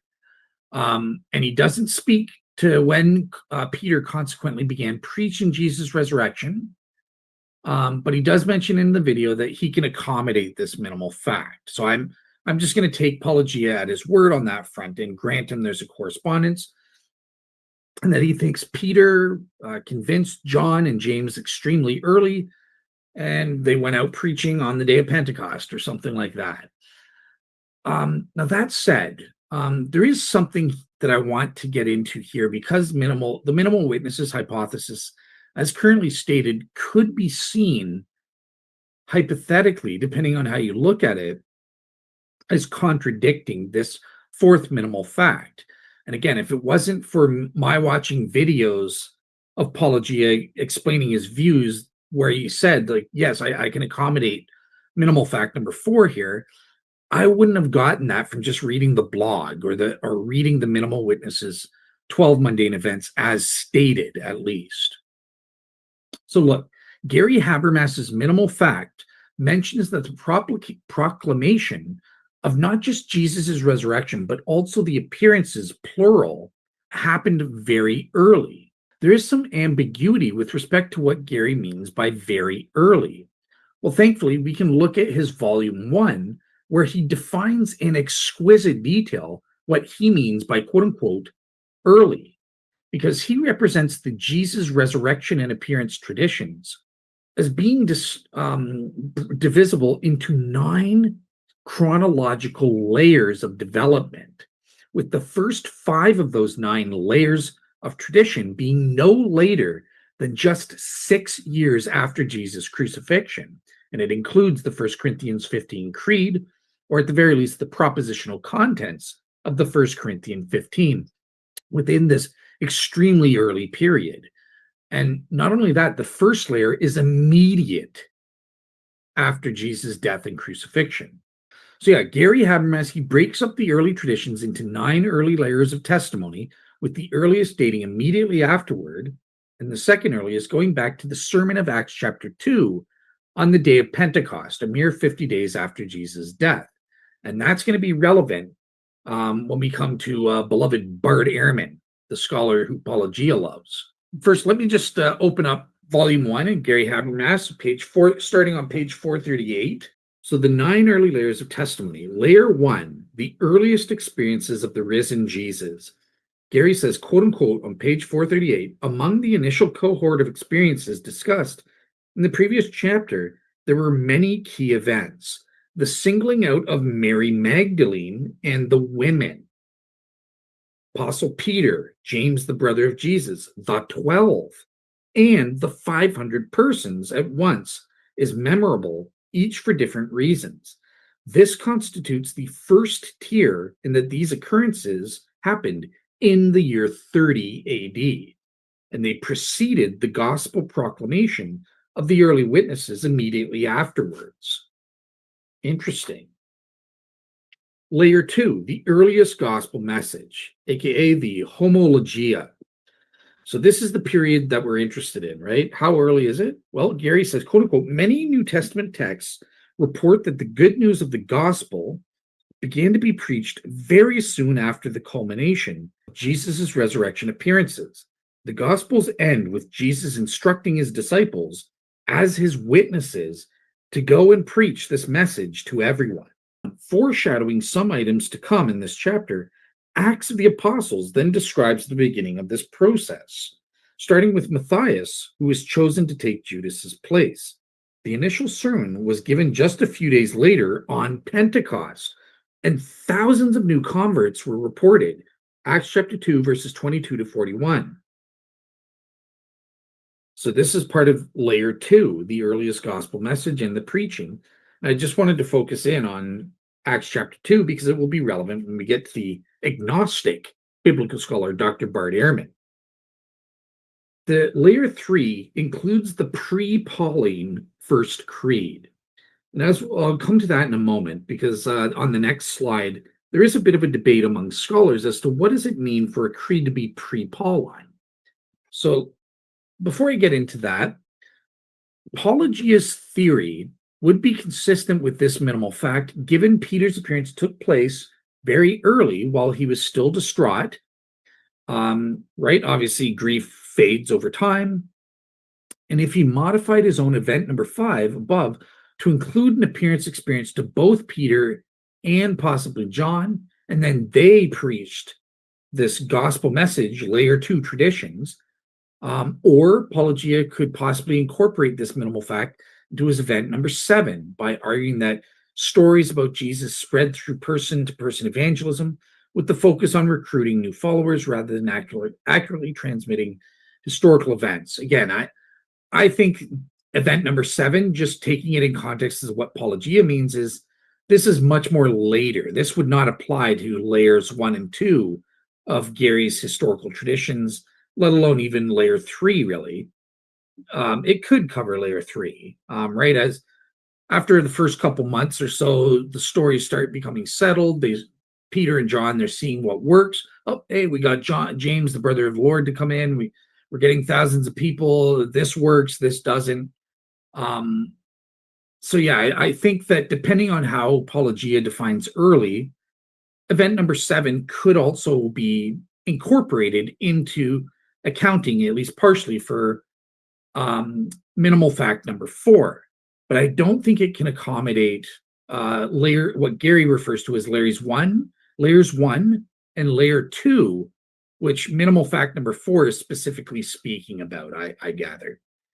So yeah, as currently stated, it does seem Paulogia is assuming a less early period of time in his minimal witnesses hypothesis, when he says, quote unquote, details were embellished or invented to eliminate obstacles to belief, and the narratives most successful at winning converts were repeated. As the movement grew, Peter, and presumably he would have to incorporate John as well, were not personally present to confirm or correct the adopted narratives. Again, this seems to be on the scale of several months to years after the original proclamation, which is not relevant to the minimal fact number 4, which is talking about the earliest proclamation, which happened immediately on the day of Pentecost, 50 days, less than 2 months after the events, starting with Acts chapter 2. But that said, I think Paulogia, I'll grant him that he can accommodate this if he kind of tweaks his thing and says that, yeah, Peter and John were talking about their resurrection appearances, plural, and preaching it to people in the earliest period of tradition. Great, granted. Now, one thing we have to ask when it comes to layer 3 is, what do we mean by a pre-Pauline creed? The 1 Corinthians chapter 15 creed, which lists out all the separate group and individual resurrection appearances to the 500, to the 12, to all the apostles, to Paul, James, the brother of the Lord, etc. What is meant here? Well, Gary Habermas is clear that by pre-Pauline, he's talking about layer 3 tradition, whereby the 1 Corinthian creed itself, or at the very least, the substantive propositional contents, existed prior to Paul's conversion in around 33 AD or 36 AD, depending on when you date the crucifixion of Jesus, to 30 or to 33 AD. So this is layer 3 tradition Gary outlines on page 445 of his volume 1. This is what Gary says on there. In our third early layer of gospel testimony, contemporary scholars speak regularly about the oral creedal traditions, confessions, or hymns that most likely either predate Paul's conversion or at the very least extend to the time of his conversion, or perhaps at the latest, his initial trip to Jerusalem in 35 or 36 AD. In other words, these scholars hold that some of the earliest creedal traditions date from before Paul's conversion up until that event, or at the latest to his visit with Peter and James in Jerusalem the first time, during his first visit to Jerusalem, which fit into this brief window of some 5 to 6 years at the latest. Now, more skeptical scholars who are a minority, such as the agnostic Dr. Bart Ehrman, and again, I'm focusing on Dale Allison and Bart Ehrman because Paulogia had them in his videos and is part of his Minimal Witnesses playlist, and he respects the heck out of them. He lets them get away with stuff he doesn't let Gary or myself get away with, but he seems to have a lot of respect for their opinions and just goes with it. So that's why I keep highlighting these scholars. But in contrast, agnostic scholar Dr. Bart Ehrman totally laughs this off and says, no, what scholars really mean, in other words, what I mean when I say the word pre-Pauline, simply means that it predates Paul's written letter in which the creed is contained. And I will admit, Gary Habermas did misunderstand, because he does say that Bart Ehrman defines pre-Pauline in the sense of prior to his conversion, or at the very latest prior to his visit to the Jerusalem in 35 to 36 AD.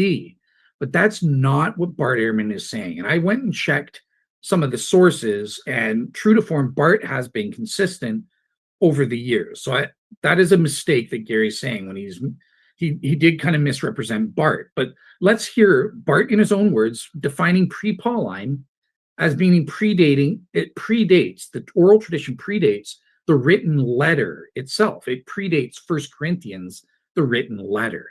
And here's Bart in his own words saying this. The meeting in Galatians 1 where Paul meets Peter and James. Do you recall that at all? Oh, yeah. So Gary uses that 6 times. The first time is in a chapter about the historicity of Jesus, and so he uses it appropriately. The other 5 times, he ties it to 1 Corinthians 15, for example, in chapter 8.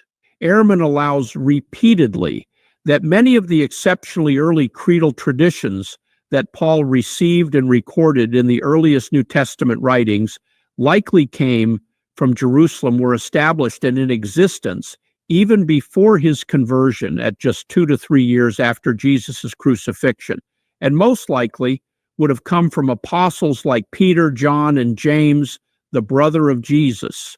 Airman asks, can we get any closer to an eyewitness report than this? That's completely false. It's completely wrong. So, look, I have never, ever said that these traditions began in Jerusalem. I've never thought that. I've never said it. I've never said that they were around before Paul converted. I've never thought that. So, he's making stuff up. He's saying that because I think that Paul got traditions from the apostles, that therefore I think that Peter told him about his resurrection appearance. I don't know if Peter did or not. I mean, I personally think Peter had a resurrection appearance. I mean, in other words, I think Peter thought he saw Jesus. So that's absolutely right. It's got nothing to do with 1 Corinthians 15 coming from a pre-Pauline. I'll tell you the problem, and I'm not sure that Gary surely must know this, but a lot of people apparently don't, including other of the best-known apologists that you know quite well. When scholars call a tradition like 1 Corinthians 15 a pre-Pauline tradition, they appear to think that means that it was a tradition that was around before Paul converted. And that is not what it means. So my first PhD seminar I took when I was a master's student at Princeton Theological Seminary. The seminar was called Creeds and Hymns in the New Testament. We spent the entire semester studying pre-literary traditions in the New Testament, not just Paul, but a lot in Paul. And I wrote my term paper on Romans chapter 1, verses 3 and 4, an extended 30-page study of those two verses trying to show that they were pre-Pauline. And never, ever did it occur to me that somebody would think that means that they were around before Paul converted. Pre-Pauline means that this tradition was floating around before Paul wrote it in this particular work. That's what the term means among New Testament scholars. But people who aren't New Testament scholars apparently hear that term and they think pre-Pauline. Oh, that must be, before Paul was converted. He cites page 131 of Did Jesus Exist, where you say, for now, I simply want to point out that this visit is one of the most likely places where Paul learned all the received traditions that he refers to, and even the received traditions that we otherwise suspect are in his writings that he does not name as such. To be clear, when you say traditions here, you don't specifically mean the creeds, as Gary is conflating. Well, I was just leaving it vague. My view is that Paul spent 2 weeks with Peter in Jerusalem, and at first he says he was the only one he spent time with, and he says, oh yeah, and I did see James. So it sounds like maybe he went there to consult with Peter. In my judgment, he did not go to consult with Peter about the historical Jesus. He went there because he wanted apostolic support for his mission to the Gentiles. Peter was the head of the church in Jerusalem. Paul was converting Gentiles and telling them they didn't have to become Jewish. He knew that there were other people, especially the leadership in Jerusalem, that disagreed with him, and he went in order to work that out with them so that they would support his mission. And so it wasn't about finding information about Jesus. So that's the first thing. I don't think he was sitting there taking notes from Peter about it. But my sense is that if he spent 2 weeks with Peter in Jerusalem trying to work out this missionary thing, then certainly Peter must have said something about Jesus and about his understanding of things. And so that's all I meant. You'll note, I say it very generally. Paul, a couple of times, he quotes Jesus. He quotes Jesus to say that a workman is worthy of his hire, and he quotes Jesus to say you shouldn't get a divorce. First in chapter 9, second in chapter 7, and then he quotes him a third time in 1 Corinthians 11, where he reports the words at the Last Supper. And I would assume that he got it from Peter, but I don't know that. I'm not firm about any of those that he got from Peter. I'm just saying he got stuff from Peter, and he must have gotten something from him, because can't imagine they were just talking about his mission the entire time. Now, I'm going to leave this debate totally to the side, but remember it going forward. Bart Ehrman is saying Paul did get some traditions about the historical Jesus, and that's represented in his letters and stuff like that. So he did do what Gary Habermas is saying, and he of course would have asked him about the resurrection and what he saw and stuff. That's just obvious. Regardless of the status of the 1 Corinthians 15 creed, who cares about it or its propositional contents? Throw that evidence in the garbage, temporarily speaking, because again, we don't need group appearances. That isn't a minimal fact. That isn't something the minimal witnesses hypothesis is trying to explain anyways. So who cares? The point is, in Acts chapter 2, which Bart Ehrman does accept, Bart Ehrman does claim is a very early part of this layer 2, as Gary Habermas calls it, tradition dating back to between 30 to 32 AD. And even Bart Ehrman agrees with the Acts chapter 2 sermon summary of the Apostle Peter was probably said by Peter. And he talks about the resurrection of Jesus and them being witnesses, plural. So there must be Peter and John, minimally, included, and perhaps James, the brother of the Lord, as well, and on the day of Pentecost. And don't forget, Bart Ehrman includes Mary Magdalene and the women, too. Mary Magdalene, at the very least. So there's a fourth person that Paulogia just ignores, but all scholars, including atheists like Bart Ehrman, would include.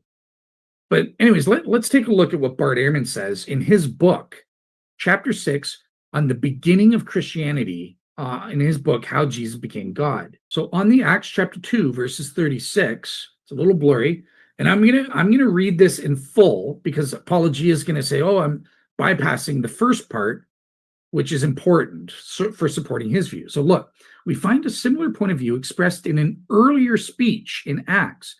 This is Bart Ehrman, I might point out at this stage that one of the reasons we know that it was Luke who wrote the speeches of his main characters is that the speeches all sound very much alike. The lower class, uneducated, illiterate, Aramaic-speaking peasant Peter gives a speech that sounds almost exactly like a speech by the culturally refined, highly educated, literate, Greek-speaking Paul. Why do two such different people sound so much alike? Well, if I believed in a dictation model of speeches in scripture, I could say, well, easily, the Holy Spirit inspired both.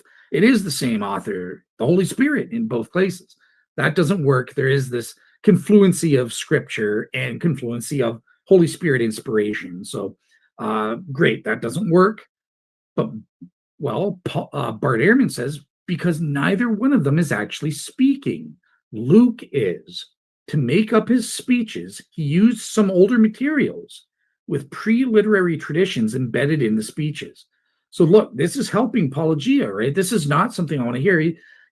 Luke is not recording or writing down the speeches word for word as Peter and Paul gave them. He's doing some editing. He's putting them in his own words almost. But even Bart Ehrman says, but they are based on actual pre-literary traditions of speeches they actually gave. So Bart Ehrman goes on. In Acts chapter 2, on the day of Pentecost, when a great miracle has happened, and Peter is explaining its significance to the crowd that is gathered, he speaks of Jesus' death and resurrection, stressing that God raised this Jesus, of whom all of us are witnesses, plural. Jesus' resurrection said, multiple apparent witnesses who had witnessed what? Resurrection appearances, as he was exalted to the right hand of God. He goes on to say that this exaltation of Jesus was a fulfillment of the Psalms, but this time, rather than quoting Psalm 2:7, he quotes Psalm 110, verse 1, another verse we examined previously as referring to the divine character of the King of Israel. Here, the Lord God is speaking to his anointed one, who is also called the Lord. Peter, in this speech, is indicating that God was speaking the words to Jesus, whom he made the Lord, and the conqueror of all of his enemies, by raising him from the dead. That was his vindication. Bart goes on. Then he says something even more clearly about the resurrection of Jesus. Let the entire house of Israel know with assurance that God has made him both Lord and Christ, this Jesus whom you've crucified. The earliest followers of Jesus believed that the resurrection showed that God had exalted him to a position of grandeur and power. The earliest followers, Peter and John, according to Paulogia's minimal witnesses hypothesis. So this verse is one piece of evidence. Here in a pre-literary tradition, we learn that it was precisely by raising Jesus from the dead that God has made him the Messiah and the Lord. During his lifetime, Jesus' followers, plural, not just Peter and John, it seems he's indicating the 12 and more than that, had thought he would be the future Messiah who would reign as the king in the coming kingdom of God, to be brought by the Son of Man, as Jesus himself had taught them.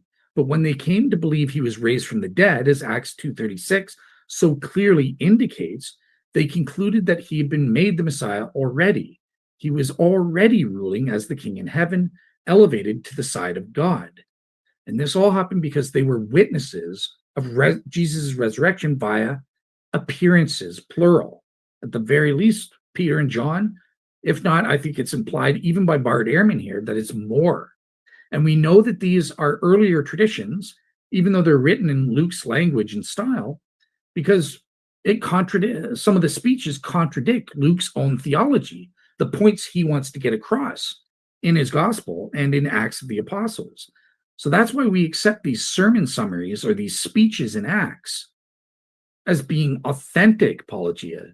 We can't just be mindless like you, where you just go, duh. Oh, Acts of the Apostles. You mentioned one source there, for the Bible tells me so, with your little jingle. Where's the Bart Ehrman here? No, we have scholarly reasons, just like Gary Habermas has scholarly reasons, which you never present. You just pretend as for the Bible tells him so. No, when we appeal to Acts, we've got good reason. We've got solid objective evidence for concluding that part of Acts is probably true or correct or historically authentic and reliable and reflects something that reflects facts and stuff like that. It's not just, oh, well, I read this in the Bible. This literally contradicts what Paulogia is saying. Well, I go with the Bible, for the Bible tells me so. Paulogia, I've refuted you. Nobody does that. And if you do that, then if you think that still, then you're a fool, I have to say. But at least be a consistent fool, because I want to see on Dale Allison and Bart Ehrman, which I'll show clips on, when they appeal to Acts the Apostles, they don't get a little jingle like Mike Lacona or I do, or other Christian apologists. Very interesting, that inconsistency on your part there. Aaron is very non-committal on the precise origins of the 1 Corinthians 15 creed specifically. But he does include these various Act sermon summaries, which include what we need, and he dates them as early as between 30 to 32 AD for these oral traditions. And they include resurrection and appearances via them being witnesses of Jesus' resurrection. How would you be a witness? It's through the appearance.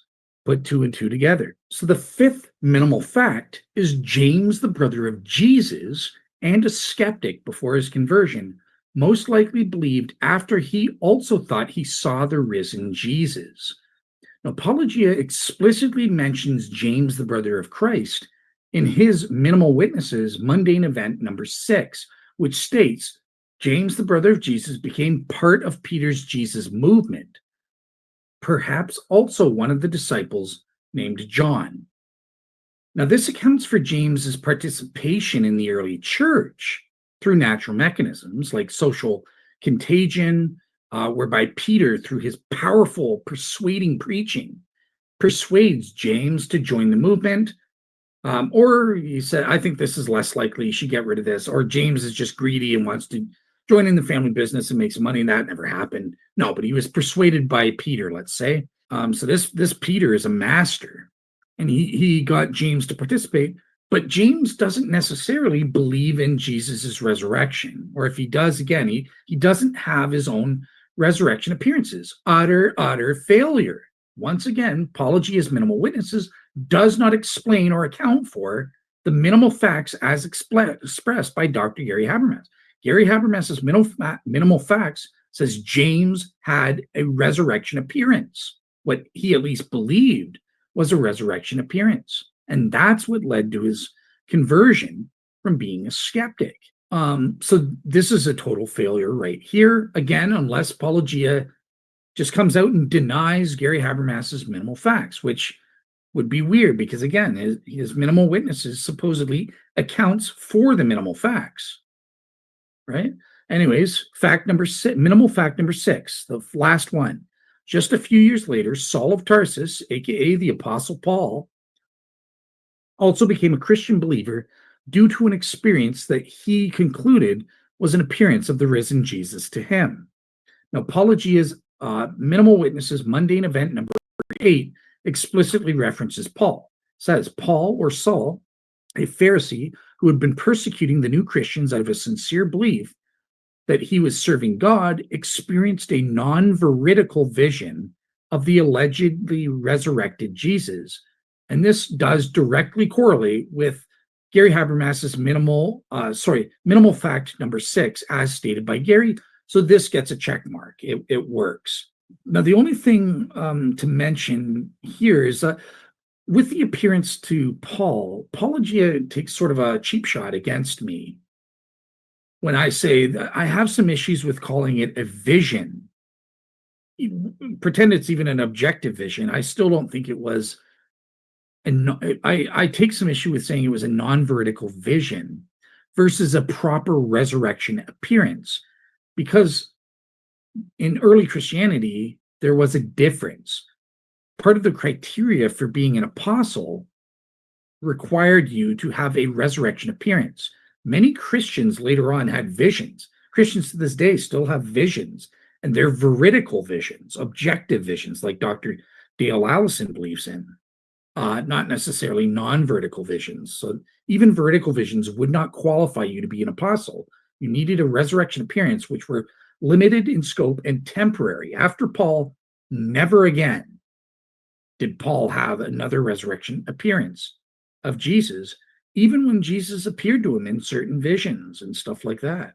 Paul, a Pharisee who had been persecuting the new Christians out of a sincere belief that he was serving God, experienced a non-veridical vision of the allegedly resurrected Jesus.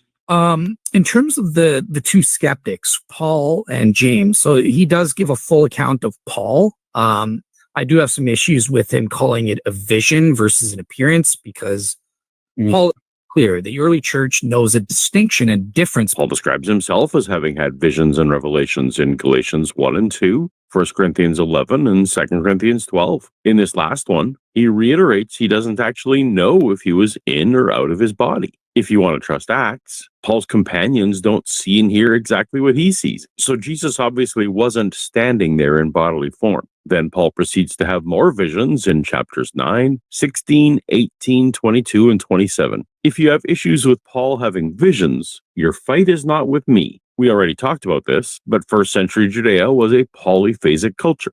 To some extent, they may have known the difference, but more importantly, they didn't much care about the difference. Paulogia totally misses the point. I'm not necessarily caring about the difference between a veridical or a non-veridical vision here. I get, okay, he believes, Paulogia's minimal witnesses hypothesis says Paul had a vision, just like the Bible says, of the risen, that he interpreted to be the risen Jesus, but it was a non-veridical one. But that's not the distinction that I'm making here. Paulogia misunderstood what I was saying. Obviously, I believe it's veridical. He believes it's non-veridical or whatever. But the point is between a resurrection bodily appearance versus a mere vision, the latter of which Paul experienced visions later in his life, right? And as Paulogia says, he doesn't know whether he was in or outside of his body. Was he in heaven or not? Some people think Paul had a near-death experience there. Those are just mere visions, even though I would claim as a Christian they were veridical visions. But Paul's resurrection appearance is different. It's a different category than anything else. It's not just a vision, a mere vision. And on that front, biblical scholar Dr. Craig Keener, in his massive commentary on Acts, also agrees with me on this front. Look, it was a requirement to become Matthew, becoming a new member of the 12 and an apostle, that you had to be someone who witnessed the bodily resurrection of Jesus. You couldn't just have a vision. The Corinthians had visions. Christians later on for centuries to this day have visions. None of them are qualified to be an apostle because none of them had a resurrection appearance, which Dr. Craig Keener and others in their commentary on Acts prove were limited in scope. And after Paul, never again did anyone have a resurrection appearance. So there's a distinction here. And what it is, I think, is that resurrection appearances were of the bodily resurrection of Jesus. Paul saw Jesus bodily risen from the dead. It wasn't just a mere vision. It was an actual appearance of Jesus.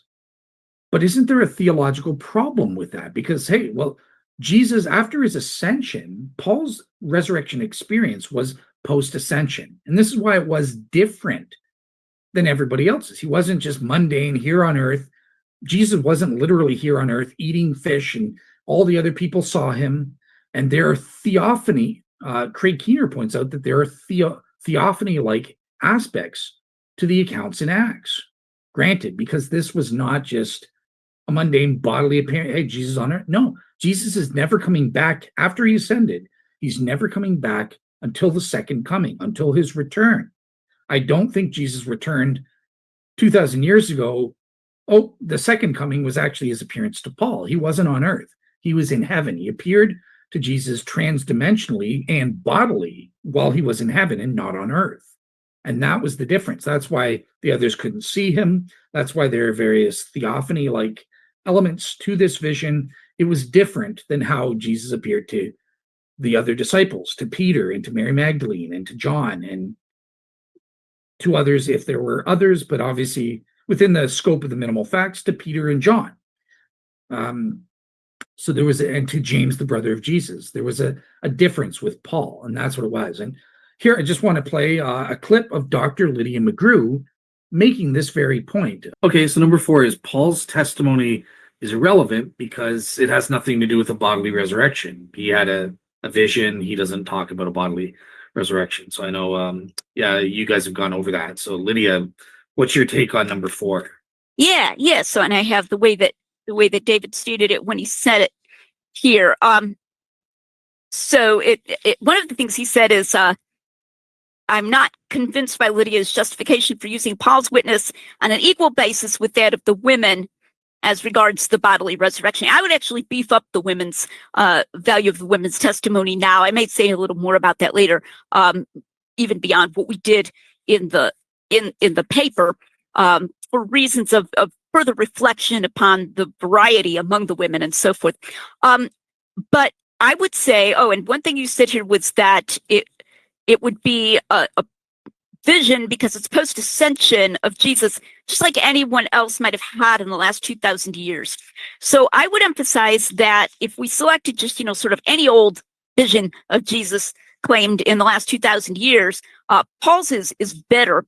And the evidence that it is veridical, so I would use that term, that it's veridical, that it really was of the person he thought it was a vision of, saying the things that he thought that person was saying. And I think we have better evidence that it was veridical because A, he was with other people when it happened. B, he was awake. C, it was during the daytime. D, others could see his odd behavior, which E, was entirely unexpected and abrupt. And F, he made a complete 180-degree change of his life as a result. So I think that's what gives at least I would call it worth talking about Bayes factor. There's a lot of things that have Bayes factors that are just like barely top heavy and it's not even worth speaking of, for things. But I think this is a significant Bayes factor worth speaking of because of these factors. And if it is veridical, then we have a phrase we use in analytic philosophy of language of a definite description. So my definite description of David Campbell Cook is that he's British. He's British. He's a math tutor, and so forth. Okay, and I've had these discussions with him. So the definite description of Jesus that would be confirmed if this is a veridical vision, okay, would be that he's the one who was, in fact, bodily raised from the dead. So it's indirect. It's not the kind of direct thing where somebody claims that he actually ate a meal with Jesus, because I don't think that Paul could have eaten a meal with Jesus. He had already ascended. David and I are in agreement about that. But that by this indirect way, and these factors that make it a very notable and unusual kind of vision, there is evidence that it was a veridical vision, in which case that is evidence that Jesus, in that indirect way, that Jesus in fact rose from the dead. That's why we included it. We weren't saying that Paul ate a meal with Jesus or could have done so. Okay, so that's what Lydia says. So she affirms it's a vision. Now, I would disagree. I think that Jesus was bodily there, just transdimensionally. He was still in heaven, not on earth. He was not spatially located on earth, but you can imagine any number of supernatural ways in which Jesus would have been bodily appeared before the Apostle Paul. I don't know. Think of a transdimensional gateway opening up, a portal, or something where you could see through, or something. You can think of it, any number of possibilities when we're talking about God and supernatural miracles here. But the point is, whatever happened, Paul, as Dr. Craig Keener and other biblical scholars note, the early Christians distinguished between a resurrection bodily appearance, which Paul had on the road to Damascus, and all other just mere visions. Even if they're veridical, their visions don't qualify you to be an apostle. That's why none of the Corinthians who had visions, or Christians who, second generation Christians, or anyone else, heck, even in the story of Paul, if you want to take that literally, Paulogia, thank you, I'll take it. But Acts itself, think about it. Ananias also had a vision of Jesus. His was a vision. It wasn't considered a resurrection appearance of Jesus bodily in the flesh. Paul's was. Paul was qualified after his road to Damascus experience to be an apostle. Both are described as visions. It's the same Greek word there. Oh yeah, one other thing that I wanted to mention, going back to what we did just quickly, because Paulogia mentioned something like Peter had, if I go by your lore, Peter was great at preaching. In Acts chapter 2, he converted thousands of people with his preaching, stuff like that. So why couldn't he have done so before Pentecost by converting James and John? Well, if you're going by the lore, if you're granting us the lore, Paulogia, there's a fundamental difference between Peter post Holy Spirit. It's the Holy Spirit preaching through Peter. Peter was a know-nothing, non-talented fisherman. He couldn't convince squat before he got the Holy Spirit. But then when the day of Pentecost, he got the Holy Spirit, now he's preaching well. Because I found that so ironic that you granted us the lore and you thought that gave you a gotcha, where you're saying, well, why is it so implausible? If Peter could preach well on the day of Pentecost and afterwards and convert thousands, why couldn't he just convert measly little John and James? Well, the answer is the lack of the Holy Spirit. That's why. There's Peter preaching alone, convinces no one. Only a fool would believe against their cultural expectations that the resurrection happened, not in a general resurrection at the end of time, but with Jesus as the so-called crucified Messiah first. No one would believe that. But, preaching with the help of the Holy Spirit, providing properly basic beliefs and the internal testimony of the Holy Spirit within each of every one of those thousands of people who came to faith that day on the day of Pentecost, now I can see Peter's preaching being more effective. It's gotten a boost. It's gotten an aid from the Holy Spirit. And again, I only say that because for the sake of argument, for the sake of making your gotcha, you granted our lore. Well, if you grant our lore, then you have to admit there's a kind of a big difference, right? Between Peter's preaching pre the Holy Spirit versus post receiving the Holy Spirit. So what do we see in terms of the minimal claim number one for the minimal witnesses hypothesis? Well, we have these three first minimal facts. Fact number one, the crucifixion is fulfilled or accounted for by Paulogia's mundane event number two.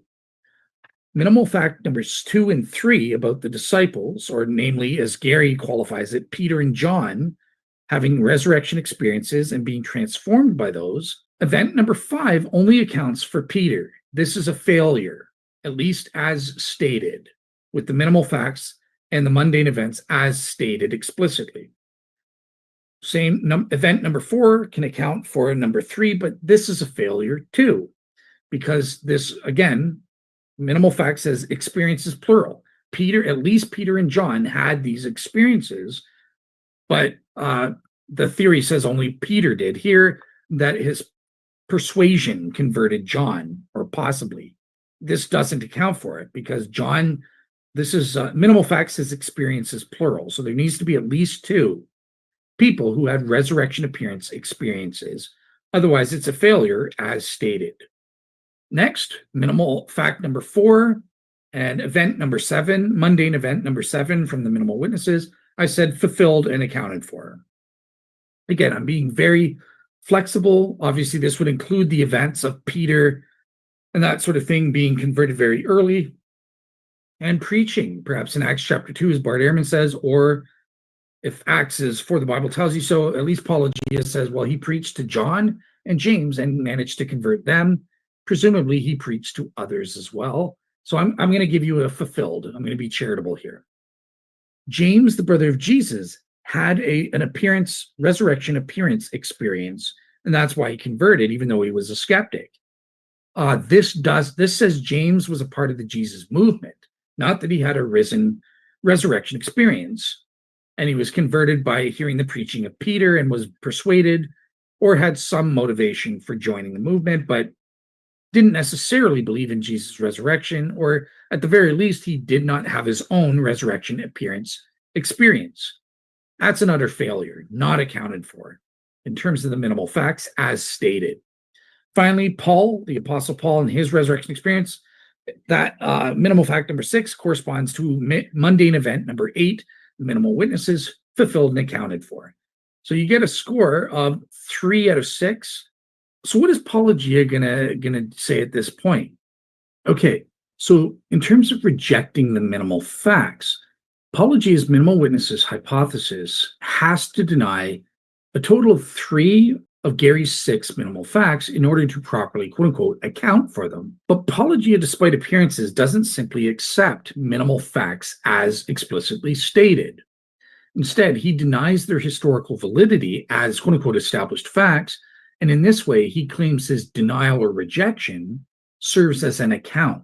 Now, here's the problem with this. The denial of a fact serving as an account or an explanation for a given fact, it seems very odd to me, even perhaps dishonest on Paulogia's part. Because think about it. What Paulogia made the claim his minimal witnesses hypothesis can account for all 6 of Gary's minimal facts. And to say, oh, well, I can account for those facts by simply denying that those are facts and say, actually, I would have a modified minimal list. I don't use the minimal facts as expressed by Gary Habermas.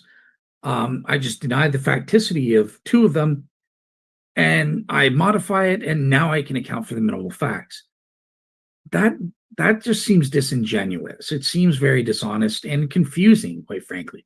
When you claim you can account for all 6 of Gary's minimal facts and that therefore he's now out of a career because you show clips of Christian apologists saying, yeah, he can account for them, the assumption is he can account for the minimal facts as stated, as Gary Habermas argues for in his 1,000 plus page volume 1 book. But now we find out, well, your theory can't. Your minimal witnesses theory is garbage right there. It's blown out of the water. But if you say, oh, well, no, I account for them because I just deny that they're facts. I change up the facts. It's not Peter. It's a minimal fact that Peter and John had resurrection experiences. No, I deny that fact. The real fact is what I say in my minimal witnesses, that Peter alone had a resurrection appearance. Oh, the minimal fact says James had a resurrection appearance. No, I deny that fact. The real fact is James was persuaded by Peter's rhetoric or had some other motivation, but he did not have a resurrection experience of his own as to the reason for his conversion.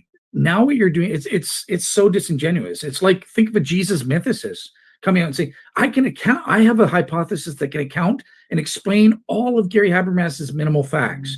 It's called the Jesus mythicism hypothesis. What?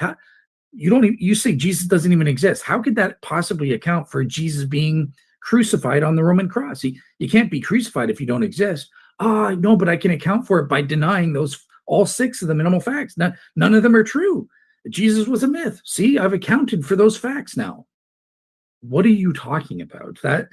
That's the way it comes across to me. If you go down this route, which I know Paulogia does, because he denies that James had a resurrection appearance. His theory explicitly denies this. He denies it for John as well. Maybe you could say in some loose sense that Paulogia accounts for it, but it really seems like this denial is not a proper accounting for. Really, you've got to deny some of the minimal facts and just say that. Don't say my hypothesis can account for the minimal facts. That's misleading. It can't, and it doesn't. Instead, it can account for some of the minimal facts, and it has to deny some of the others, upon which basis there's a burden of proof on your part. But first, let me just play a clip of Paulogia himself saying this. Are handled when properly clarified. In fact, there seems to be some sentiment that minimal witnesses does indeed account for Gary Habermas's minimal facts, even if they don't think I do it well. He might technically, in a very technical sense, be fulfilling Gary Habermas's minimal facts. You're maybe technically accounting for the minimal facts. Sure, what Paulogia has provided is an explanation. I might even grant that it does explain all of Gary Habermas's minimal facts. This is the right idea. Does my hypothesis explain a particular set of facts? Whether another hypothesis explains it better is a separate question. I've yet to have a Christian point out which of the minimal facts I don't account for. So, minimal facts number 5, the appearance to James, and minimal fact number 2, the Peter and John had resurrection appearances. Minimal witnesses does not explicitly account for those. It denies those minimal facts. So yeah, now if you're going to take the route of rejecting 2 or more of Gary's minimal facts as explicitly stated and call that a quote unquote account of the minimal facts, fair enough. But you can't just do that arbitrarily or mindlessly. Paulogia needs to provide the proof that the minimal facts as stated by Gary are wrong and that his is correct. Right? You have to prove the facts as you give them. This modified list of the minimal facts is in fact true or correct or probably true. Does Paulogia do this? Events 4 versus 6, these 2 mundane events in the minimal witnesses theory. So minimal witness event, mundane event number 4 says, with respect to the other members of the 12, Paulogia claims that most disappeared into lives never recorded by reliable history, never to be heard from again, all except Simon Peter and possibly John. But then minimal mundane event number 6 says, assuming James and John joined the Jesus movement with Peter, came to believe in Jesus' resurrection, that can be explained by social contagion, a model of influence and persuasion. Peter's claim of witnessing the risen Jesus, his persuasive preaching and teaching, gave the shocked and grieving group hope, which they, plural, readily accepted due to bias, predisposition, and the power of Jesus' message. Peter's influence, group dynamics, and cultural factors convinced them, plural, of the resurrection through faith, just like every other Christian believer since. Now, what is this group? What I thought the group was gone. Remember, they disappeared to history. They weren't converted by Peter. They didn't join the Jesus movement. All that's included here in the minimal facts and the minimal witnesses hypothesis is Simon Peter and possibly John and James, the brother of Jesus. Now, 3 is a crowd, but is it a group? Does it make sense? Well, first of all, you'd have to take Peter out because Peter is the one, he's not a part of the group. He's convincing the group with the social, he's the one doing the social contagion or spreading it. So he's not included. So that means you would at best have James and John, possibly John. Is that really a group? No. So this seems to be a contradiction in the theory here. What does group dynamics have to do with a couple of people listening to a story from one person? We don't even know that they were listening to Peter together. For all we know, John was converted totally independently and separately of James. So this is a possible contradiction in the theory itself between events number 4 and a mundane event number 6 of your own theory. So I just wanted to point that out. Okay, so look, does Paulogia back up his claims? Does he prove his claim, meet his burden of proof in providing evidence for the truth of his modified minimal facts, the ones that he denies, as stated by Gary Habermas, in order for his minimal witnesses theory to get off the ground? Well, outside of that internal inconsistency or contradiction in his theory, no, he provides no evidence. Now, I want to qualify this because I've only seen a limited subset of what Paulogia has written on it. So written and or said. So I've read his entire blog on the minimal witnesses hypothesis on the Bart Ehrman blog. And I've looked at between over a dozen and perhaps somewhere less of 20 videos at least including all of the minimal witnesses hypothesis playlist, all 7 of those videos. And I've watched several other videos and that sort of thing. But I have not come close to watching anywhere near all of the videos Paulogia has put out on the resurrection and responding to resurrection scholars and that sort of thing. And I prefer, like Paulogia versus Gary Habermas versus Mike Licona. That's where you kind of get a little bit more specifics, at least a glimpse. So I'm not claiming, clearly Paulogia, I've seen enough from him to know that he is well read and well informed, personally speaking. However, apart from minor little glimpses or, quote mining scholars that he thinks provide a counter on the occasion that someone makes a point and he just gives some quick little rebuttal, in the content that I've seen on YouTube and in the blog, I have not seen anywhere where Paulogia backs up his claims. It's just bold, unsubstantiated assertions on his part with perhaps at best a vague allusion to, hey, I read this paper, or consult this guy, or read this book and it tells you what it's saying. Or several times he likes to advertise courses that he's taken with Dale Allison or Bart Ehrman. Yeah, so I know that Paulogia, just like he would assume for myself, because I've spent 8 years studying this, looking at it from various directions and different scholars and stuff like that. I've probably read a lot of the same books, if not all of the same books Paulogia has read on the topic and that sort of thing. We're both well informed on the issue, but in terms of the presentation that I've been privy to, I haven't seen it outside of quote mining a handful of non-conservative scholars that back him up or give him a thumbs up or say something to a specific counterpoint he's making for one of his videos. But that's sort of it. I haven't seen him provide the actual warrant for each of his books, but he does point out in his blog that, look, I could provide it, but doing so, it would at the very least need to be entire chapter in a book, if not a book itself, to defend those points. And I understand that. It's a lot of time. There's a lot that goes into it. So I'm not judging Paulogia proper here, but I'm saying, judging just based on what I've seen, I haven't seen him provide any evidence or warrant for each of his 12 mundane events, let alone his denial of Gary Habermas's 6 minimal facts. In fact, it seems he claims the opposite. He's wanting Christians to come away saying, yep, he's explained all of Gary's things, they're done. He can explain them fully by affirming them, and by affirming, saying that his minimal witnesses provides an account for them. You can't deny 2 of the facts and say, see, I've accounted for them by denying them. That's just odd. Paulogia has not provided in any of the videos or blog posts that I've read and seen any warrant for his claims or for his denial of the minimal facts as stated by Gary Habermas. Whereas on the other hand, I've seen 1,000+ pages of warrant from Gary Habermas establishing the truth of his minimal facts. But what about Paulogia's own standard? Remember, he has his own standard of proof, which isn't about providing actual evidence. It has nothing to do with that. It's more about universal scholarly consensus. That's how he establishes the history, right? Is there this universal consensus among the scholars?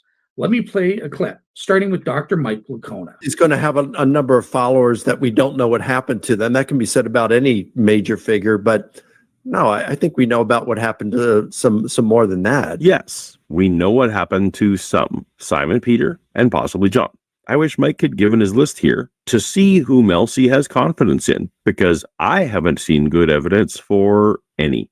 5. Distraught after death of his mentor, Simon Peter became sincerely, albeit mistakenly, convinced that Jesus had appeared to him. Of course, you disagree with that. Yeah, I wouldn't say mistakenly, but certainly everybody would agree that Peter came to believe Jesus had appeared to him. Sure, you wouldn't say mistakenly, but can you demonstrate that it wasn't mistakenly? A mistaken person behaves in exactly the same manner as a person who is correct. There's no word or action from Peter that demands he was correct in his belief, only that he held the belief. James, the brother of Jesus, became part of Peter's Jesus movement, perhaps also one of the disciples named John. Okay, but Mike Licona is not qualified under the unique scholarly consensus criteria of Paulogia, right? Because remember, Mike Licona is a believer in biblical inerrancy, and as far as I know, he's probably signed a statement of faith, which includes that as a condition of employment for where he's teaching. Okay, let's go to another Christian scholar, but this one a liberal one that Paulogia himself respects, Dr. Dale Allison. What does he say about these controversial minimal facts and Paulogia's denial of them through his minimal witnesses hypothesis? Well, hopefully I'll be less controversial on some of the rest of these. This Jesus had some followers while he was alive, but most disappeared into lives never recorded by reliable history, never to be heard from again, all except Simon Peter and possibly John. Okay, well, there's also a reference in the book of Acts to James, the son of Zebedee.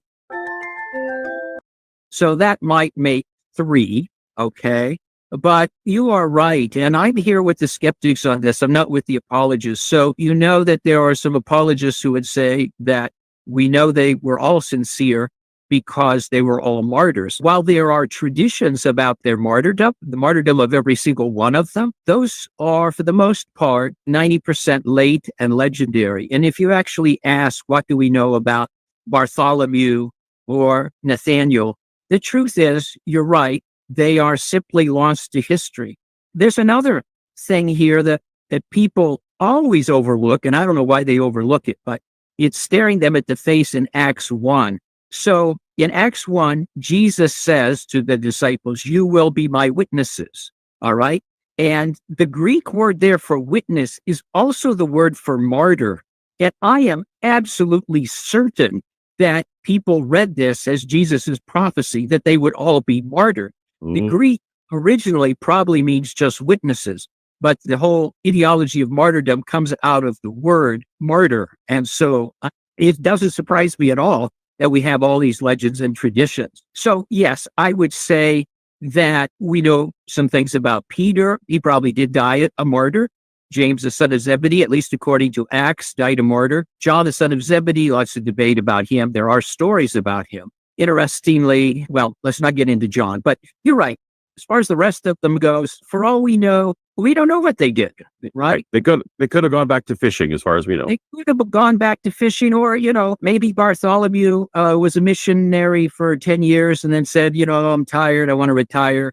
Let's go do something else. But yeah, you can't argue for their identity as a group, in my judgment. Devastated after the death of his mentor, Simon Peter became sincerely, but mistakenly, convinced that Jesus appeared to him, perhaps through a routine post-bereavement hallucinatory experience. Okay, so there are 2 things. First of all, I note that you're beginning with Peter. I would begin with Mary Magdalene. So there's a story in John and a story in Matthew. And I'm inclined to think that is probably an early story, and that Mary may actually be the first person to put this all together. But she's not the important person that Peter is.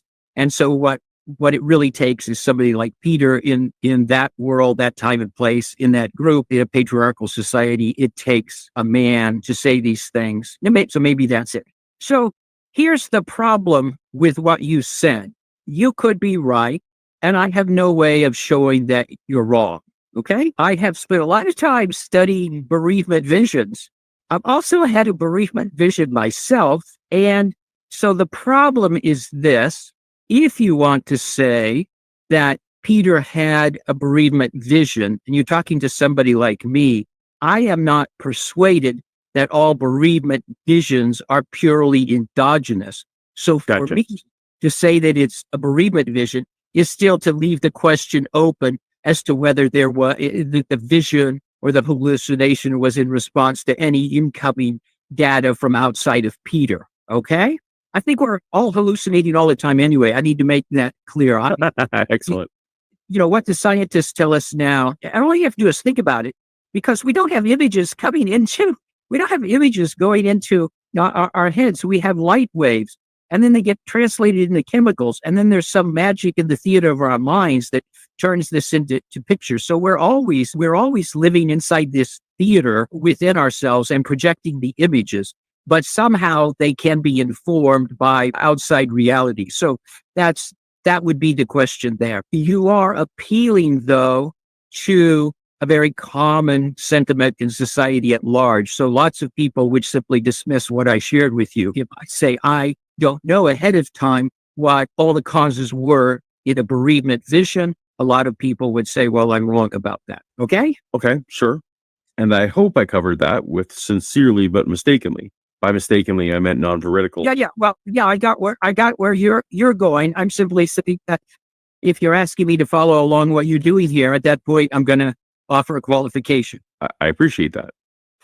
Perhaps persuaded by Peter's story, perhaps still convinced by Jesus' message of a coming kingdom, perhaps caught up in social contagion, or for whatever reason, James, the brother of Jesus, and John, son of Zebedee, bought into the resurrection narrative in whatever form they understood it. Okay, now, I'm not sure what you're saying there. Are you saying there that they did this without themselves having any subjective experiences? That is, it's a pure psychological response to Peter? That I'm saying that is plausible that they... Oh, that's possible. That's just possible in terms of social psychology, yes. But in and of itself, that's a possibility. And think that the apologists would respond by saying, well, they themselves had a visionary experience, right? They themselves saw Jesus. There was an appearance to the 12, as Paul says, or as you have in the Gospels. So that would be the apologetical response. But apart from the stories in the Gospels, it is the case that people can, in the right circumstances, want to throw in with a cause and be convinced by a leader. Sure. So I can't falsify that. Okay, so Dr. Dale Allison doesn't totally agree with your theory. He has some disagreements with you.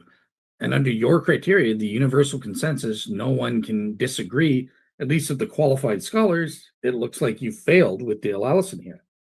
Remember, you have to argue, you have to prove that your fact, we're back on the factual level. This isn't just an explanatory hypothesis. You now, by denying Gary Habermas's six minimal facts as stated, you are now supplementing and arguing on the factual level. And you're saying, well, it's a fact, established historical fact, that just Peter had this, not John. Otherwise, you can't account for it. You have to prove that it was only Peter and not John. And it looks like, and James, the brother of Jesus, didn't have.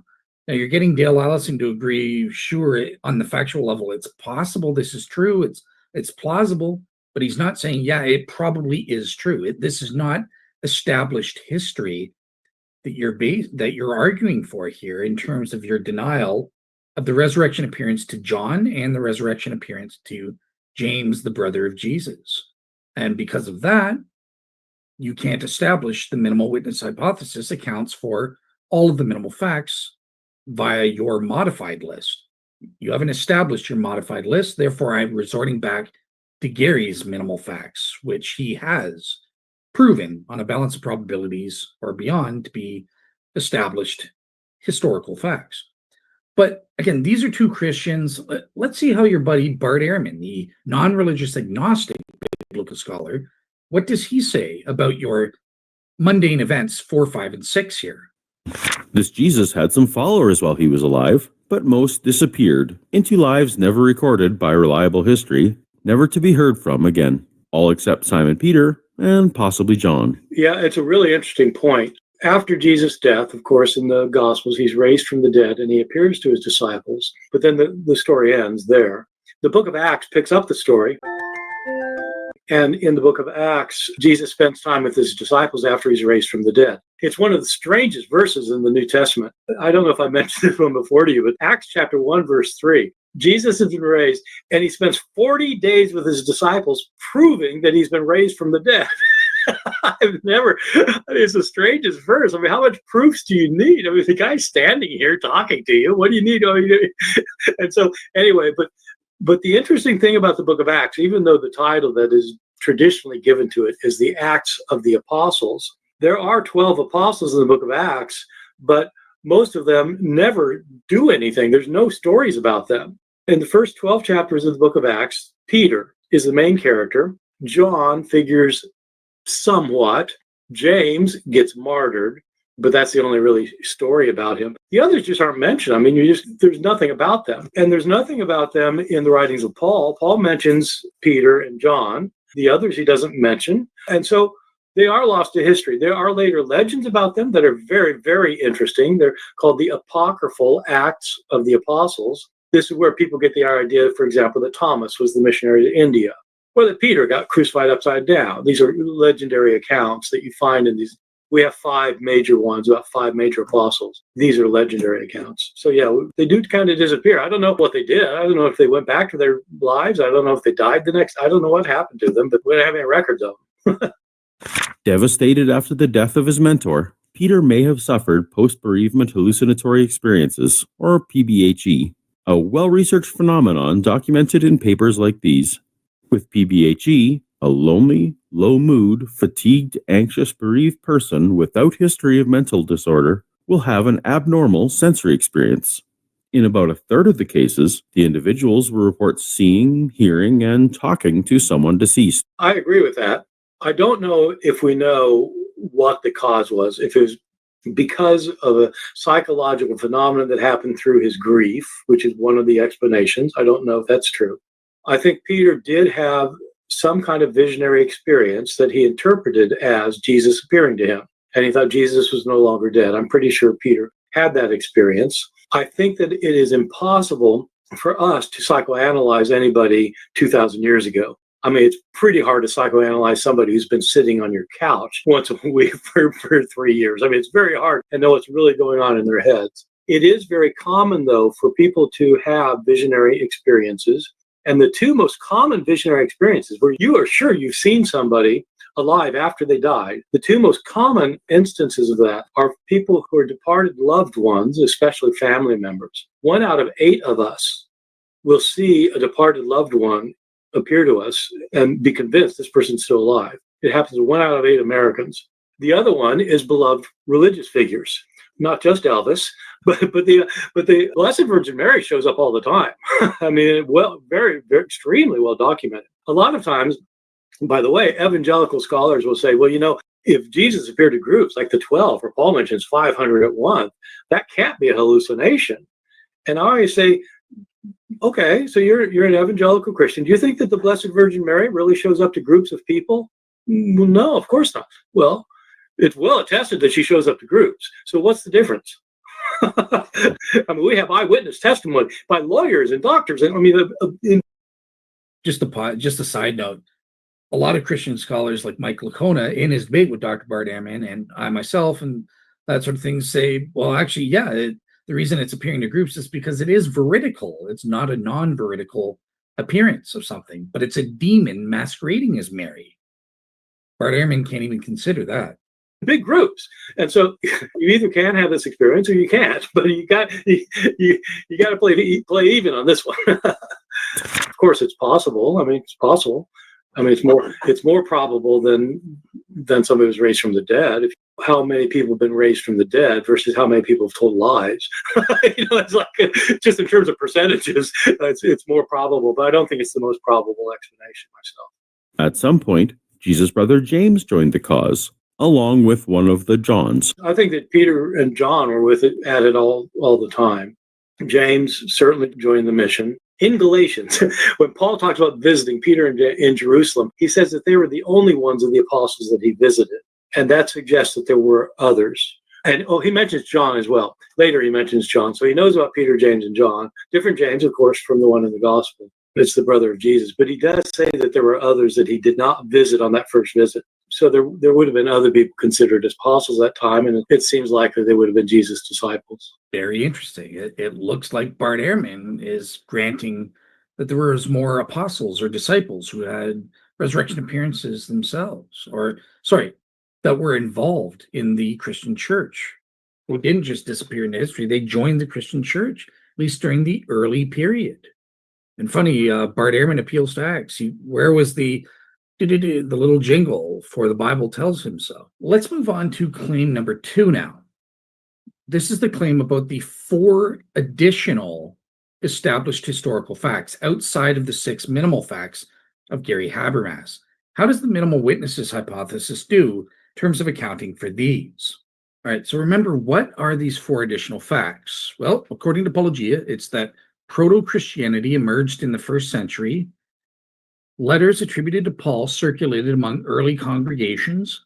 Written narratives about Jesus, aka Gospels, and his followers were created and distributed in Acts of the Apostles. Finally, over 2.5 billion people currently identify as Christian. These are the facts that the minimal witnesses hypothesis are trying to account for or to explain. How does Paulogia do? So, on the first fact, the proto-Christianity emerged in the first century AD. Once again, remember, we assign this isn't not necessarily established historical facts. It probably would be, but I'm not 100% certain because I'm not sure what Paulogia means by proto-Christianity. And without a clear and precise assessment of what this word means, I'm just not going to give it a fulfilled status, but it probably would be fulfilled. It's not a controversial fact. And yeah, we do know that Christianity started, the minimal witnesses posits that Jesus was crucified in the first century and was an apocalyptic first century AD prophet. So I would imagine it's fulfilled easily, but it's just the questionable status contingent on what do you mean by proto-Christianity? Established historical fact number 8. Letters attributed to Paul circulated among early congregations. Now, technically, just to be a bit of a smart aleck, Paul wrote epistles, not letters, to the early congregations. That's a specific type of letter that's intended for wider circulation and teaching. But that's a nitpick. So yes, I totally agree with this fact. This fact is an established historical fact. However, I'm not sure. I looked hard as heck. I don't think the minimal witnesses hypothesis even supposedly or possibly in principle accounts for this fact about Paul's letters. Event number 8 gives me Paul's conversion. Great. That's part of the story. That's a partial account, but he might have converted and never written a single letter or a single epistle. So that's not a full account. It doesn't explain it fully. So yeah, there could have been any number of reasons why he would have converted, but not written epistles or letters to the Christian community. Event number 7, this is talking about stories. Again, it's clear Paulogia has Gospels in mind. It doesn't seem applicable to Paul's epistles because fact number 7, the mundane event number 7 of the minimal witnesses hypothesis is talking about traditions about Jesus and his resurrection and being outside Peter's control and then growing orally before finally being written down in the Gospels. Well, Paul's epistles were written, and he mentions event number 7, these traditions about Jesus were created to specifically recruit new members rather than relay historical narratives. Well, Paul's epistles, they're not historical narratives, but they're not meant to recruit new members. These are letters or epistles Paul wrote to present current Christians that he converted and to these churches to try and help their communities. He was giving advice, pastoral advice, and teachings to Christians. He wasn't trying to convert anybody with these letters. They were written to people who had already converted and were Christians and were misbehaving in some way. So mundane event number 7 can't account for this. What about event number 10? Well, again, event number 10 is about gospel writers, not Paul or his letters. And Paulogia admits in event number 9 that Paul met the historical Peter and they disagreed.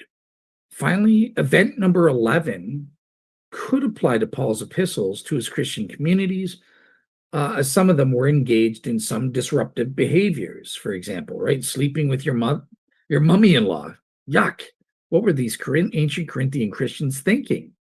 Shows you how debauched pagans were back in the day. Thank goodness Christians gave a superior moral ethic divinely disclosed by God, and we became a much more civilized race as a species once the Lord was revealed. But again, event number 11 can't account for Paul's letters being circulated among congregations either, because Paulogia makes clear in his description of this event that it quote unquote has more to do with Christians being persecuted or martyred for being seen as disruptive from their pagan counterparts, not Paul chastising fellow Christians who are engaging in disruptive behavior. So yeah, event 9 is really Paulogia's best hope, whereby Paul disagrees with Peter and James.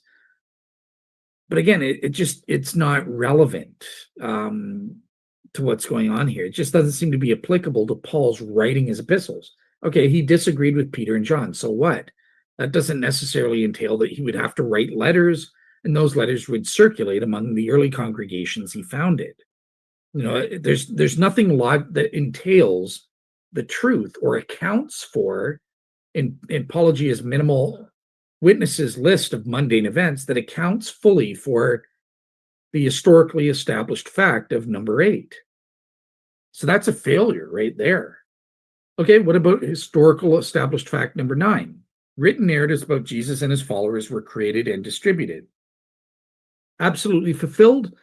Paulogia's minimal witnesses hypothesis has mundane event number 10, which specifically and explicitly talks about the formation of the Gospels being written. Great. The final established fact, number 10, over 2.5 billion people currently, as of June 2025, identify as Christians. This is just a complete and utter failure. It's a complete non sequitur here. Nothing. All 12. Look, one of the only remaining unused mundane events from Paulogia's minimal witnesses hypothesis is mundane event number 12, which states, centuries later in 303 AD, Christianity was temporarily outlawed in Rome, but it gained legal protection 10 years later in 313 with the Edict of Milan between Constantine and his co-emperor, and soon became the Roman Empire's first official religion, marking its transformation towards the institution we know today. Now, I suppose this rather arbitrary yet admittedly important period in history, whereby Christianity went from being an outlawed and persecuted faith in the Roman Empire to being its official religion, and or starting with Constantine being officially tolerated, and then eventually supported by imperial power, it does indeed represent one of the most remarkable and pivotal moments in Christian history, in the established history of Christianity. And that these events, in turn, have had major causal impacts on the future history of Christianity down to today in 2025, even affecting the vast majority of those who claim to be Christians today.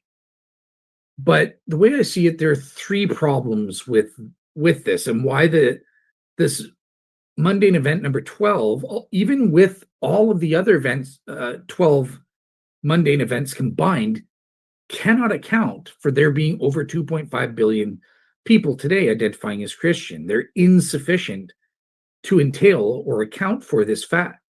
The first is, look, Paulogia's arbitrary choice of events to focus on seems arbitrary. Why is the Great Persecution in 303 by Diocletian and the subsequent conversion of Constantine singled out as the single most important precipitating event which accounts for the development of modern Christianity? Why not focus on a later event, such as the First Ecumenical Council of Nicaea in 325? That was a pivotal moment, and theologically speaking, way more impactful on the Christianity and how the institutional church works. Or perhaps, it set the precedent for quote-unquote apostolic Christianity, Roman Catholics and Eastern Orthodox, for example. It led to things like the church authority and stuff like that. Or perhaps focus on an event earlier. Why not highlight the first empire-wide persecution under the Emperor Decius in approximately 257 AD or 250 AD, depending on where you look? This set the precedent for the empire-wide persecution, which Diocletian did in 303, and earlier, as Dale Allison scolds you, or is it Bart Ehrman? And also his Eastern co-emperor, who took advantage of this. And all this led to the conversion of Constantine. So it's just arbitrary.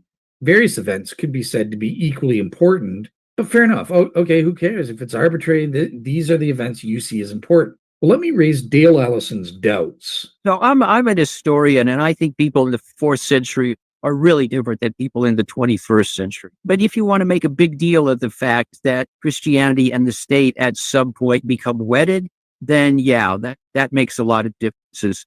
And it lies behind, let's say, some of the creedal issues, because there are times at which emperors call bishops together and say, I'd like you all to fix this, or to come to some sort of agreement on things. And that certainly isn't going on in the 2nd or 3rd century. So Dale Allison raises some doubts about the causal connections and the influence of Constantine's conversion in particular, and the Roman Empire converting to the Christianity as its official religion.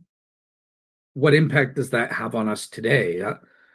Is that really so significant in underlining what became the Christian church as we know today? I mean, the church looked really different back in the 4th century compared to today. Finally, we have the main criticism that I raise here. There's a difference between Eastern and Western Christianity. Even if I grant everything you want in terms of these causal connections over time, the conversion of Constantine was the single greatest moment, and it led to everything that we call Christianity today in the West. But you totally forget about the Eastern Christians who weren't a part of the Roman Empire. Remember, the first kingdom in all of human history happened in the 3rd century, the Christian kingdom of Edessa in the East. And this spread out, Christian church spread out east, totally independently of Constantine and the Roman Empire and the official religion. So you're totally missing half of Christianity that has nothing to do with Roman Catholicism or Eastern Orthodoxy or Protestantism within the early church. The Oxford historian and atheist Dr. Diarmaid MacCulloch, in his amazing BBC documentary, it's a 6-part series, but in part 1, he asks this important question: what if we looked at the history of Christianity not by taking the road west to Rome and all of the developments there, as Paulogia is doing, but we take the road east to Baghdad and beyond, these Eastern Christianities, which are a part of the 2.5 billion people today who identify as Christians, which Paulogia's minimal witnesses hypothesis just utterly fails to account for. When I was a small boy, my parents used to drive me around historic churches, searching out whatever looked interesting or odd. But soon they realized that they'd created a monster. The history of the Christian church became my life's work. For me, no other subject can rival its scale and drama.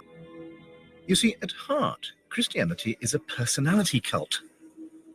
Its core is the unprecedented idea that God became human, not in a pharaoh, a king, or even an emperor, but in a humble peasant from Galilee.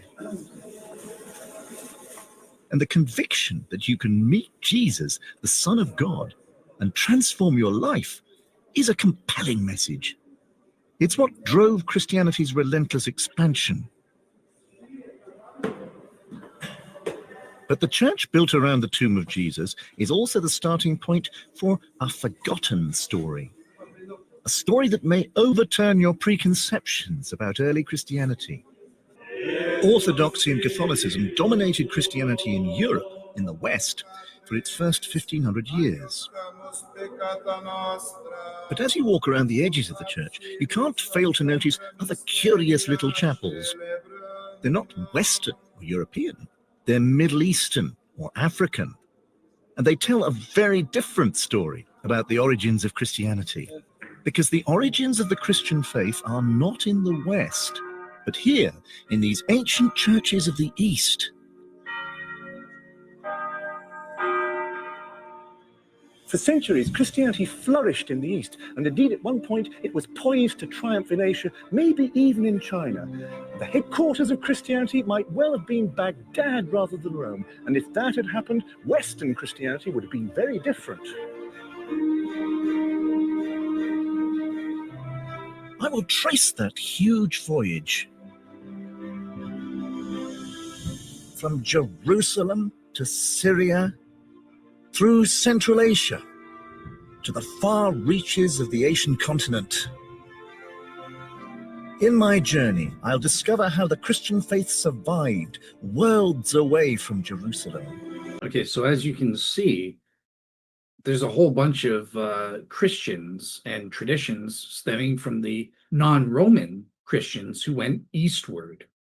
And there's a whole history starting in the Kingdom of Edessa. Why isn't that's the first state that sponsored Christianity? Maybe that's the most important. Why didn't you choose that? Again, your choice is arbitrary, Paulogia. Or why don't you look at, the history of Christianity up until Tang Dynasty China and in Baghdad and stuff like that? The Constantine was totally meaningless for that. And even to this day, there's been hardly. So yeah, I think you fail to account for historical fact number 10. So yeah, just to summarize, you've got a questionable status based on what is proto-Christianity. So I'll assign you 0.5 points for that. An utter failure to account for Paul's letters, and an utter failure in describing Christianity today with over 2.5 billion people currently identifying as Christians. Your theory, minimal witnesses, does not account for that or explain it.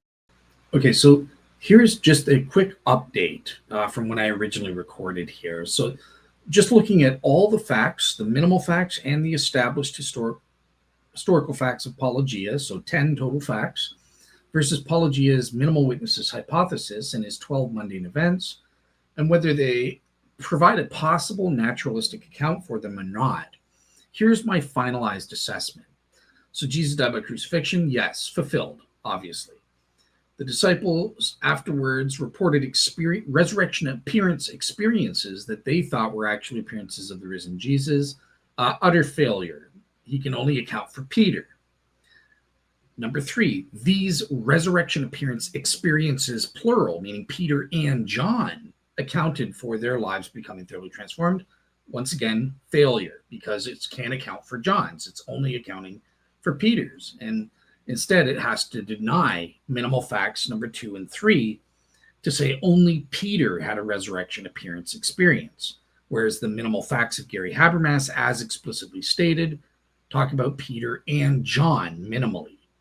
Now, here's an update. So I've changed this from so remember, I had some questions about this, but I said to be charitable, I'm going to assume it's fulfilled on number 4. The proclamation of Jesus' resurrection and appearances, plural, took place very early, soon after the experiences, plural, themselves. So once again, this really should be a failure because Paulogia just says that Peter had an experience during this early period, that the earliest proclamation, again, took place up to the day of Pentecost or before. Layer 1 and 2, as Gary Habermas says it, and that's what he's talking about here, perhaps layer 3 as well. But specifically with layers 1 and 2, Paulogia's, I don't think his mundane events account for this explicitly at the very least, although he has said in a video that he's fine to adapt it to make it fit. And because of that, I gave him a very charitable fulfilled. So I'm not going to recount. Again, I know it says appearances plural, and he only has one appearance during the earliest period because Paul happens a couple years later. So that's in a later layer. And mundane event number 7 is really talking about gospel stories later on after the day of Pentecost, and where Peter's losing control and people are telling stories. So on that front, there's a questionability factor as to whether Paulogia can account for the earliness that Gary's minimal fact is talking about here, referring to layer 1 and layer 2 traditions specifically, but on the 50 days after Jesus' crucifixion or earlier. And there's no way for this to account for the appearances or experiences, plural, at this very early period. And so on that front, it would be an utter failure. That said, I don't want to double count or triple count the experiences thing, so I just gave him a pass on that. And in terms of the proclamation of Jesus being early, Paulogia said he's happy to modify his theory so to make it be consistent with that. So very well, I gave him fulfilled, just assumed for charity here. James had a resurrection experience. Nope, he does not account for that, so utter failure. And Paul, he can account for Paul's resurrection appearance a few years later.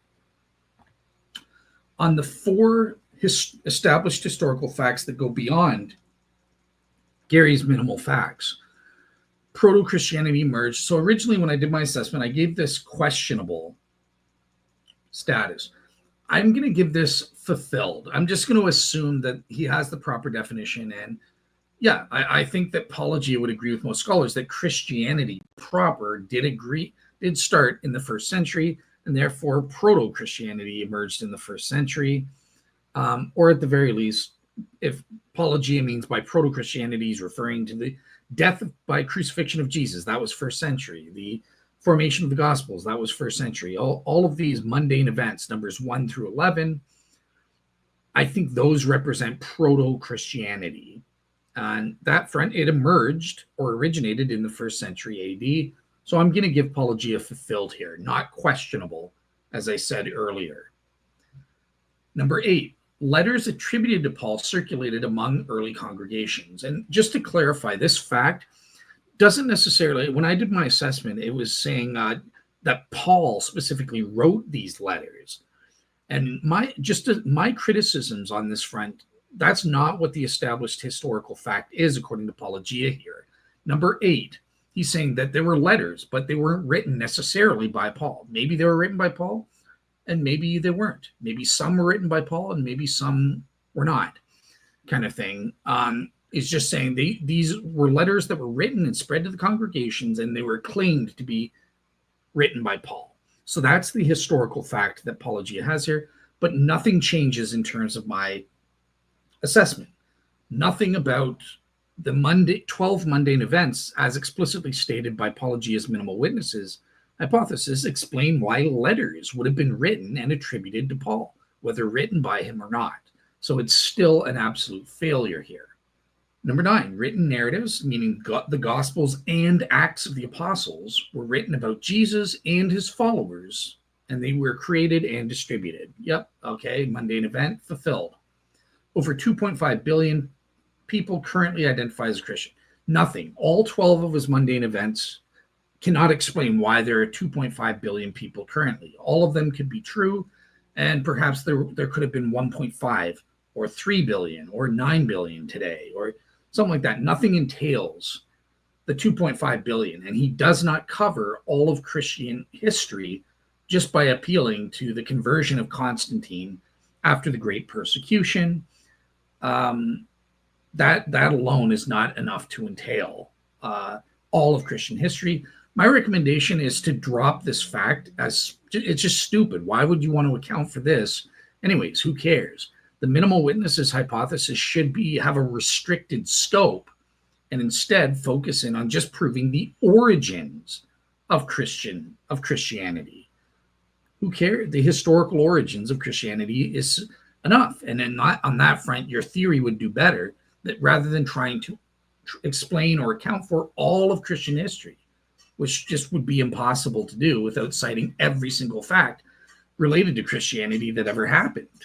So yeah, it just seems this is a fail. Anyways, the point is you're trying to explain this and you've utterly failed.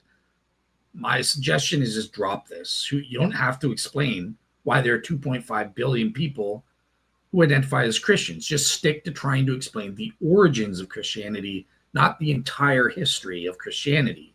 That's a goof on your part, Paulogia. Okay, so let me come to my final assessment then. So as we can see here, in terms of the minimal facts, he can explain 2 of them.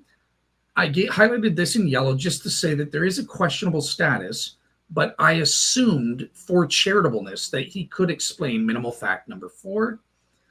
And he fails on 3 of the minimal facts as explicitly stated by Gary Habermas.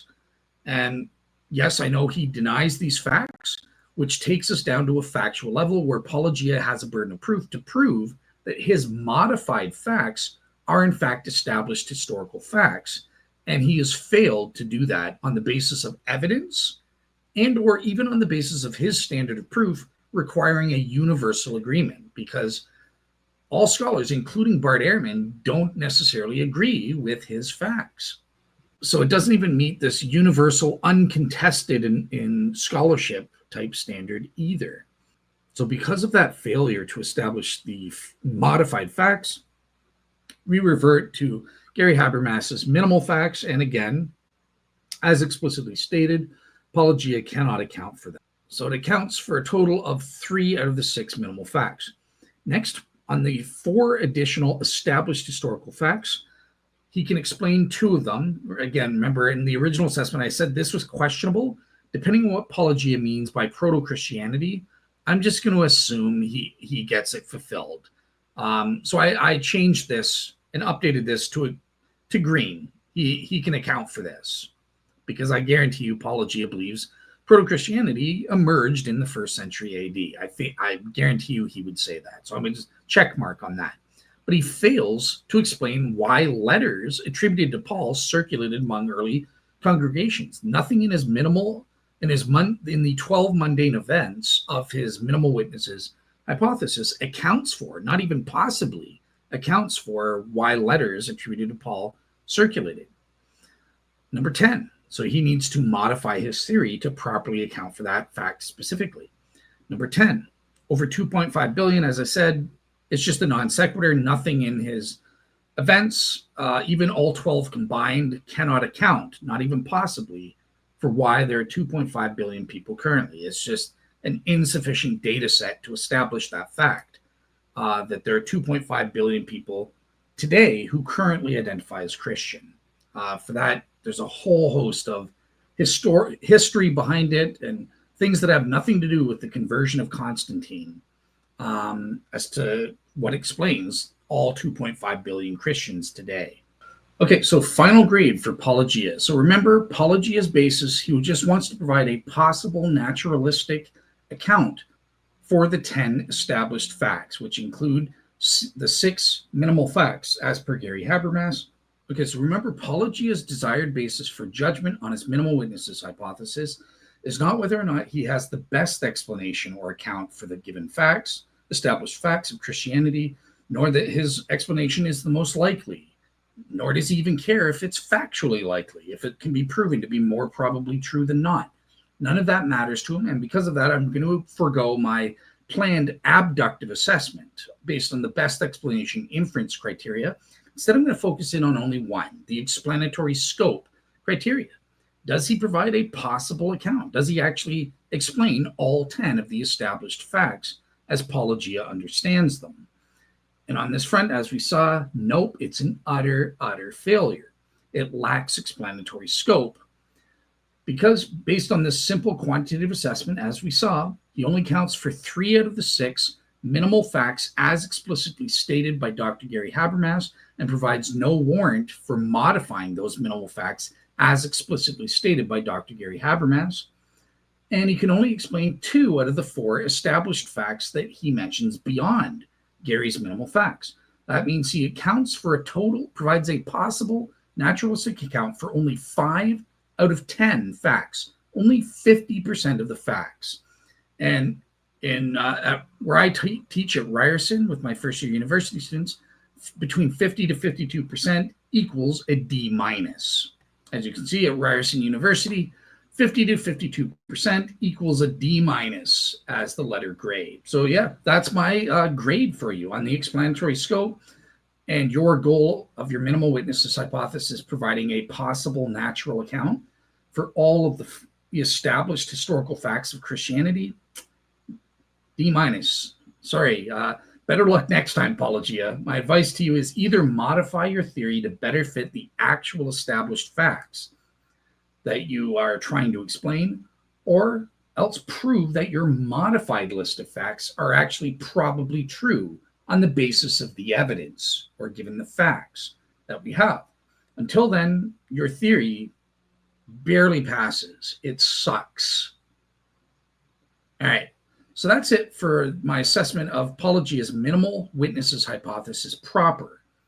But Paulogia goes beyond that and kind of does some responses to some of my counter features or counterclaims that I raised against his minimal witnesses hypothesis. Again, at the time I made my video, I didn't know about Paulogia's proper minimal witnesses hypothesis. I was responding to a simple 22-minute video and judging it on that basis. And because of that, I said some things that were irrelevant or not necessarily relevant to his theory.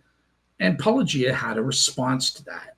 So I want to get to some of Paulogia's responses to some of the counterfacts or counter features I mentioned in that video.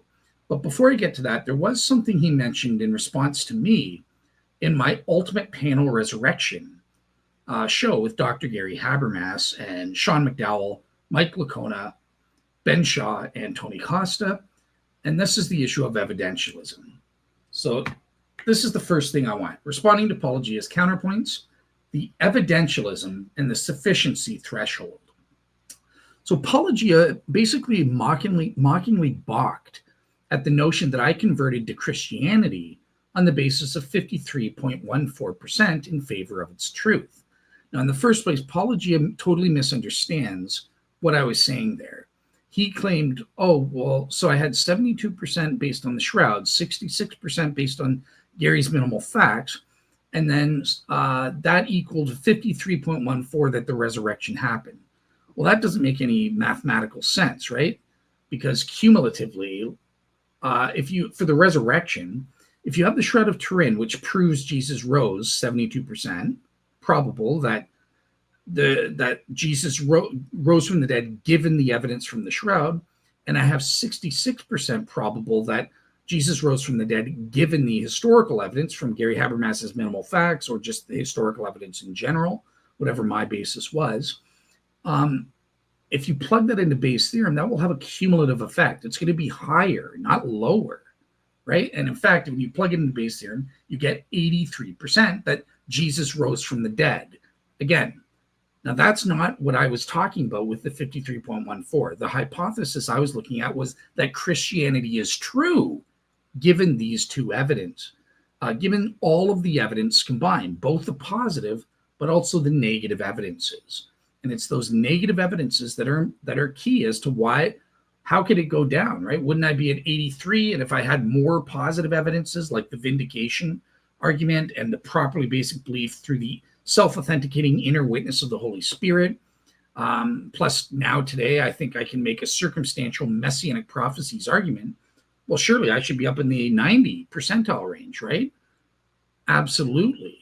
But there are also negative evidences which have to be factored in, a total of 4 of them. On my front, I looked at preservation problems, inerrancy issues, moral misapprehensions and mistakes, and then the final category of human factor problems that represented negative evidences, proofs that made it more probable than not that Christianity is false. And when you plug in all the evidence combined, I came out to 53.14.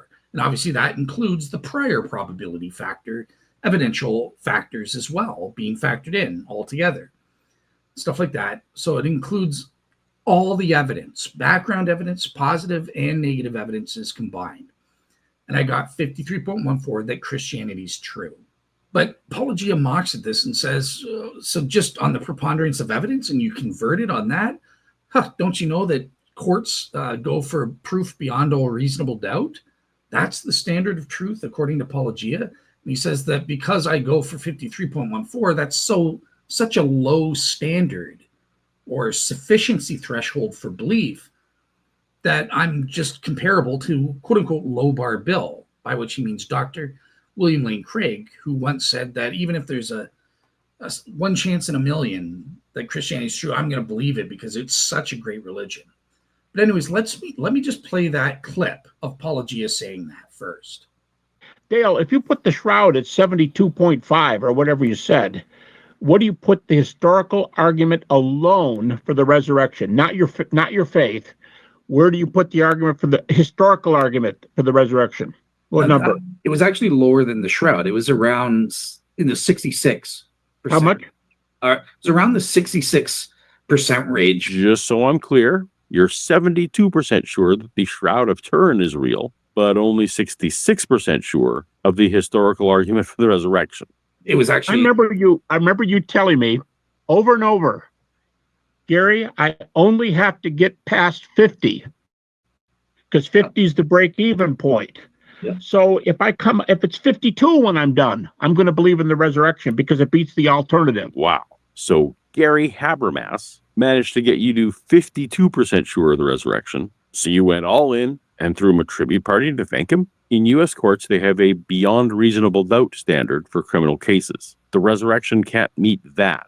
For you, Jesus needs to have his hearing as a civil case where the lower standard is just preponderance of the evidence. Just 51% more likely true than not. That's where the resurrection is living now?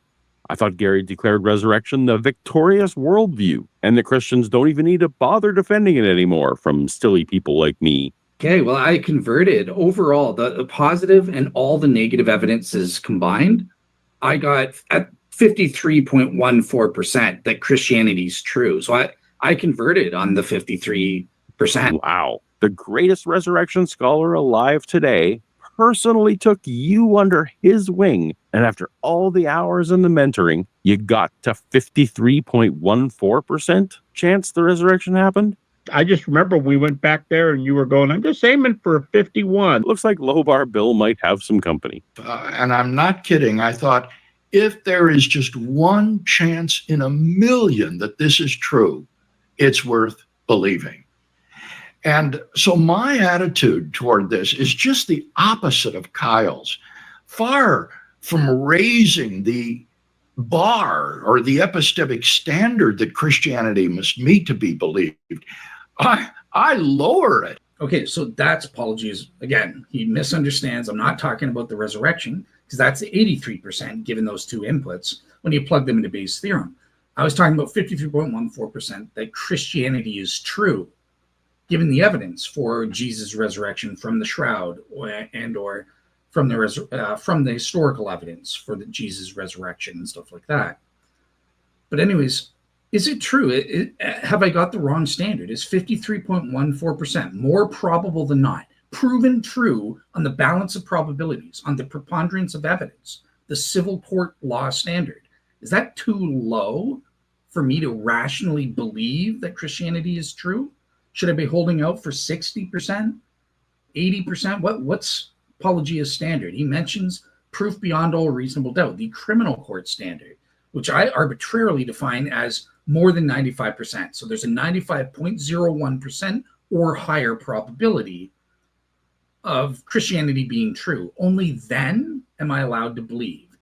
That is totally irrational. Look, I am what's called an evidentialist. So I follow the principle of proportional, rational belief. This is the default, the standard, the common sense view in epistemology. Most experts, including atheists like David Hume, were evidentialists and are evidentialists today. This is the default position. And it basically says one ought to follow or apportion or proportion their belief or disbelief and the degree of their beliefs, right? This is called their credence in philosophy, their level of belief, degree of belief, or degree of disbelief in accordance with the evidence. Now, I taught first-year university students critical thinking and logic. This is what we taught them. It's from a textbook, Dr. Richard Feldman. We teach all first-year university logic and philosophy students as well across all the social academic disciplines. It's a first-year course. So we have people coming from business, from all fields. This is the default view. The view you ought, epistemically speaking, ought to take, I would argue, right? Because it basically says, look, if you have 50%, in philosophy, we have a thing called the principle of indifference, which says, I'm indifferent. I don't believe, I don't disbelieve, unless and until I have evidence for or against a given hypothesis, for the truth or the falsity of a given hypothesis. If you present me with evidence, because evidence is truth conducive, right? Evidence is that which indicates that a given hypothesis or proposition is in fact true and or false. So if I have evidence showing that, yeah, it's probably true, I have sufficient evidence, 51% or higher, that yes, this hypothesis is probably true, then I should believe it. If I have the evidence warrants a 55% degree of belief, then that's the level of credence I have. I have a belief, but it's a very weak belief. Same with disbelieving. If I have evidence that shows a hypothesis or proposition is false on a balance of probabilities, let's say the evidence is 90%, proving that the hypothesis is false on its merits. Okay, well then I should have very strong disbelief that it's true. If I have no evidence, or if the evidence is equal, then I do what's called suspend judgment. That's the 50% mark. Maybe the hypothesis is true, maybe the hypothesis is false. And that's how evidentialism works, along with this principle of proportional belief, proportional and rational belief. They're actually two principles, is what I teach the students, what I used to teach my students. Now, in terms of the comparison to Dr. Craig, who Paulogia calls low bar Bill, this is ridiculous because actually it's Paulogia and the atheists and skeptics who are akin to low bar Bill, aka Dr. William Lane Craig. And instead of mocking Dr. William Lane Craig, they should probably try to be smarter and understand what they're trying to say, because they're basically arguing against evidentialism, right? So William Lane Craig is giving a really smart answer, one that I happen to disagree with and I think is wrong.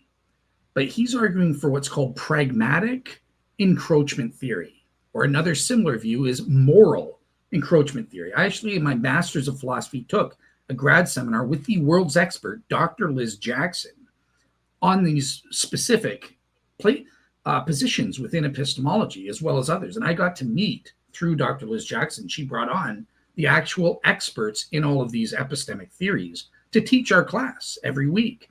So it was great. I got to meet the who's who in epistemology here, on at least in terms of these theories.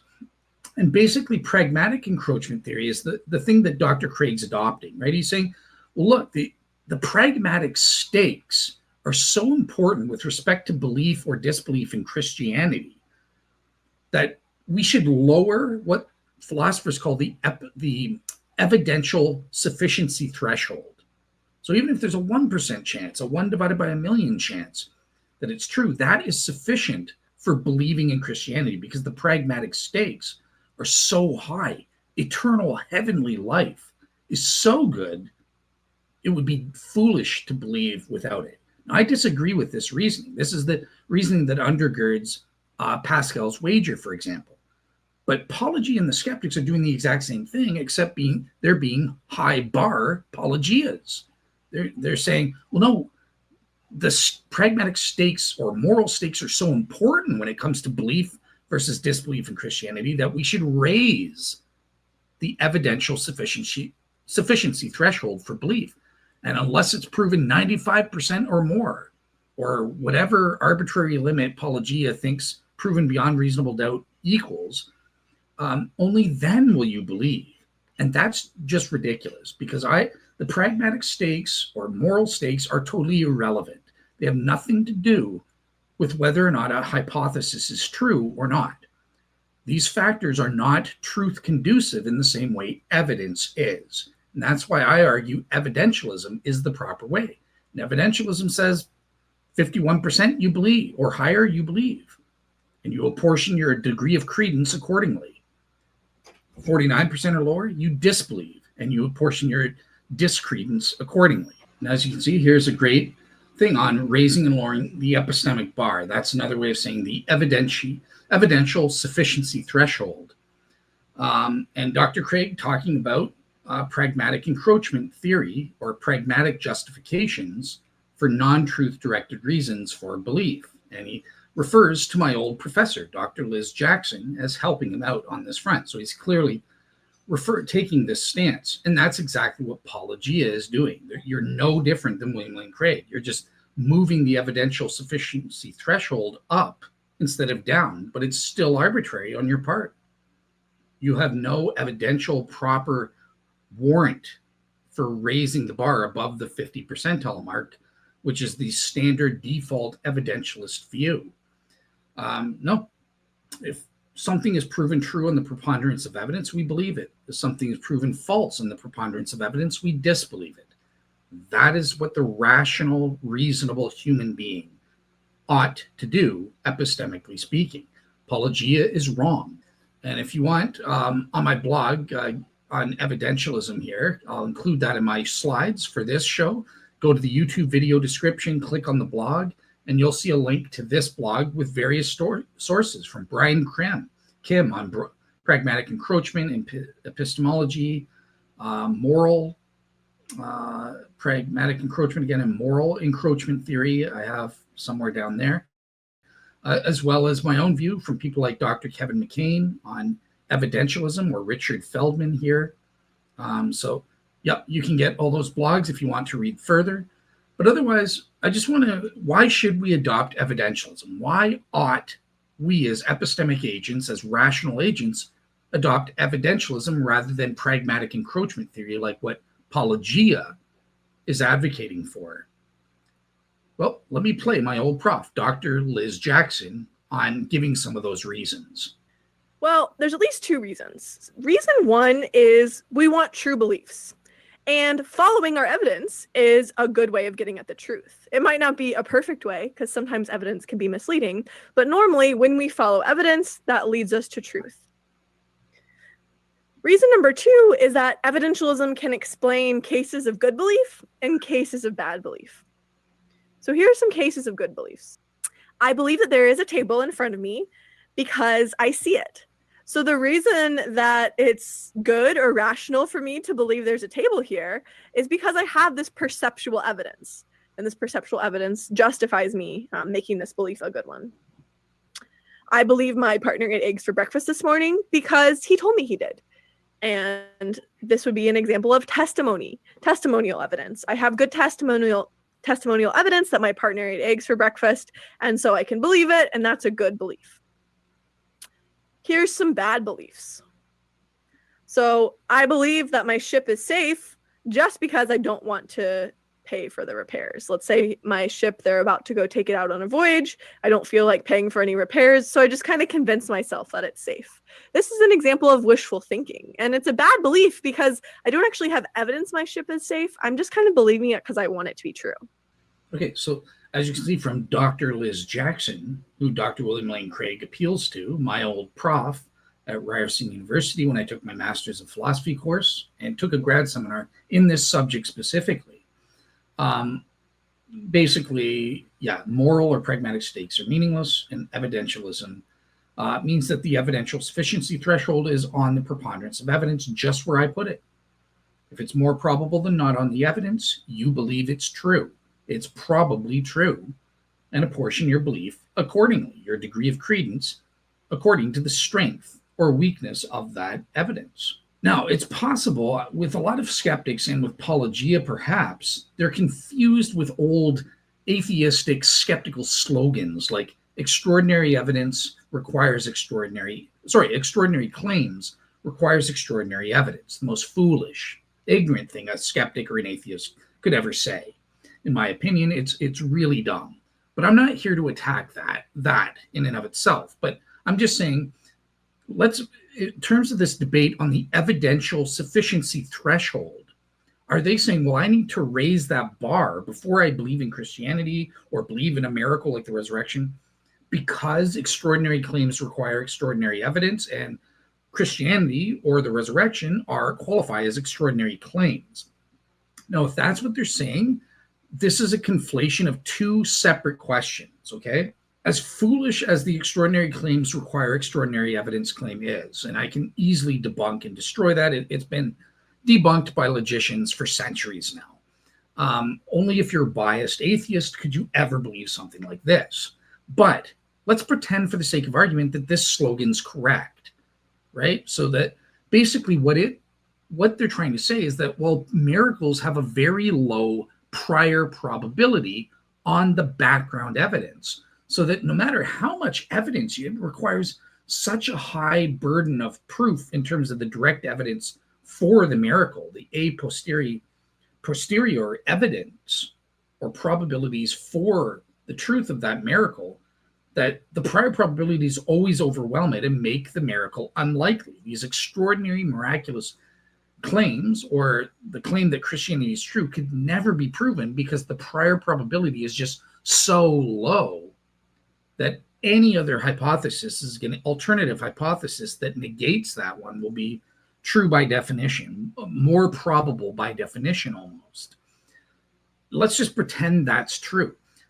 Look, that's not what the 53.14% is talking about. First of all, the evidential sufficiency threshold is talking about the overall evidence. So it includes the direct evidence, a posteriori, I can never say that, the direct evidence, let's say it that way, and the a priori, the prior probability evidence, given the background knowledge or background evidence. So it's, when I say came to 53.14%, I'm not just saying on the basis of the direct positive evidence. No, I'm saying on the basis of the positive evidence, the negative evidence directly, and all of the prior probability evidence, all of the background knowledge evidence for and against the hypothesis, everything, all the evidence combined, I got 53.14% that Christianity is true. And on that front, evidentialism is true. The evidential sufficiency threshold is if it's proven more probable than not, given all the relevant evidence related to the prior probability and the a posteriori probabilities, you know, the direct, based on the direct evidence for the hypothesis. And if it's proven to be more probable than true, you believe it. 53.14 proves on a balance of probabilities or on the preponderance of evidence that the proposition is true. And therefore, I believed it, given all evidence, or at the very least, all evidential factors overall that I was aware of as a reasonable real seeker. Basically, why is that good enough? What happens if there's some evidence you personally don't know about? That gets into, again, I had an 11 premise argument for Christianity and how I came to faith, one of which is a premise saying that God will prevent any and all reasonable real seekers from being unduly confused, from being unjustifiably confused in such a way as to hinder them from achieving their ultimate purpose in creation. And on that basis, given I know I can prove God exists, he's a real maximally great being, and all the other premises in the argument, I'm rational and warranted in believing on this basis, given the evidence, all the evidence that I'm privy to and factored into my Bayes theorem calculation. So yeah, extraordinary claims require extraordinary evidence, even if true is totally irrelevant. That has nothing to do with the evidential sufficiency threshold, which is what I'm talking about as the default under an evidentialist perspective, 50%. If something's proven more probable, you believe it. If something's disproven or proven to be improbable to be true, then you disbelieve it. And if the evidence is equal and or you have no evidence, relevant evidence, then you are at 50%, which is the suspend judgment. Be an agnostic, you don't know. Maybe it's true, maybe it's false. That's the rational way to be. You don't lower the epistemic bar or lower the evidential sufficiency threshold like Dr. Craig does, because he thinks the pragmatic stakes for believing in Christianity and moral stakes presumably are so great that, yeah, even a 1% chance I'm going to be a Christian. I don't think that works. On the same end, Paulogia and the skeptics, raising the epistemic bar, raising the evidential sufficiency threshold is just as arbitrary, just as foolish. Who are you to say? I mean, ask one of these people, well, what is the evidential sufficiency threshold? Is it 75%? Is it 80%? 82%? 83.5678%? What is it? And prove it. How do you know you're warranted at placing the evidential bar there as opposed to somewhere else? And they've got nothing. The only thing we have that we know for sure is the default that evidentialists and that I use. And that's what can be justified. That's what can be warranted. And therefore, that's what the rational agent will use in terms of their placing their beliefs in something or disbelieving something or suspending judgment on. That's what their doxastic attitudes and their degree of credence will be based on in accordance with the principle of proportional rational belief. Boom. Let's move on to the next, all the counter features now. All right, at this point, I think I'm going to need to stop. We're at over the 3.5 hour mark. So this will be a part 1, and then I'll continue and finish off of the rest of my assessment on Paulogia responses to the counterfacts or counterfeatures I made in my original response video to his minimal witnesses hypothesis. That'll be in part 2 next time. All right, take care and have a good week, everybody. And yeah, I've got a lot of great stuff on the horizon for you guys. So Shroud debate against evil Christianity, Shroud skeptic. We're going to be debating the carbon-14 versus the wax dating. That'll be on beginning of August 2nd, I believe. I've got a bunch of Shroud shows with Jack Markwart, Larry Stolley, and Bob Rucker, and Thomas McAvoy versus Nathan Osmond and James Fedor coming up in August. I'm also still trying to, hopefully by September or maybe October at the latest, have that debate with Hugh Ferry. But I've also got a couple debates on the Reason and Theology podcast, debating the transmission of the Hadith with a famous Muslim apologist and polemicist. And also debating the Muslim metaphysician on the logic of the Trinity, the logical problem of the Trinity. So I'm jam-packed. Like I said, I'm going to get back to the fan requests in the fall. I made a note of them, and I'm not going to forget about them. So Mark B. from the UK wants me to address Gog and Magog in Ezekiel 38 and 39, I believe. Somebody requested I talk about the Dead Sea Scrolls, and I'm going to relate that to the Isaiah scroll of the Dead Sea Scrolls and Isaiah 53 prophecy.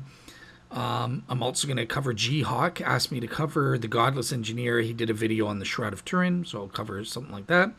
And I also have to do on the solo front a response to James Tabor, an updated response to his Telpiot Tomb and his Shroud of Turin video that he just did on the Myth Vision podcast. So yeah, I'm jam-packed with shows for the next couple months. So yeah. In September, Dr. Cheryl White will be coming on to share her new Shroud book as well. So yeah, lots of stuff going on. But anyways, tune in next week. I will post up part 1 of my show debating the atheist David Johnson. We debated moral epistemology. How does that work in Christianity versus atheism? And I argued for the proper deontological and teleological basis where God gives us various faculties and means to come to moral knowledge, including divine command theory and divine revelation. And the atheist, David Johnson, he argues for what he called enlightened selfishness. So we'll see how that goes. All right, take care. Bye-bye.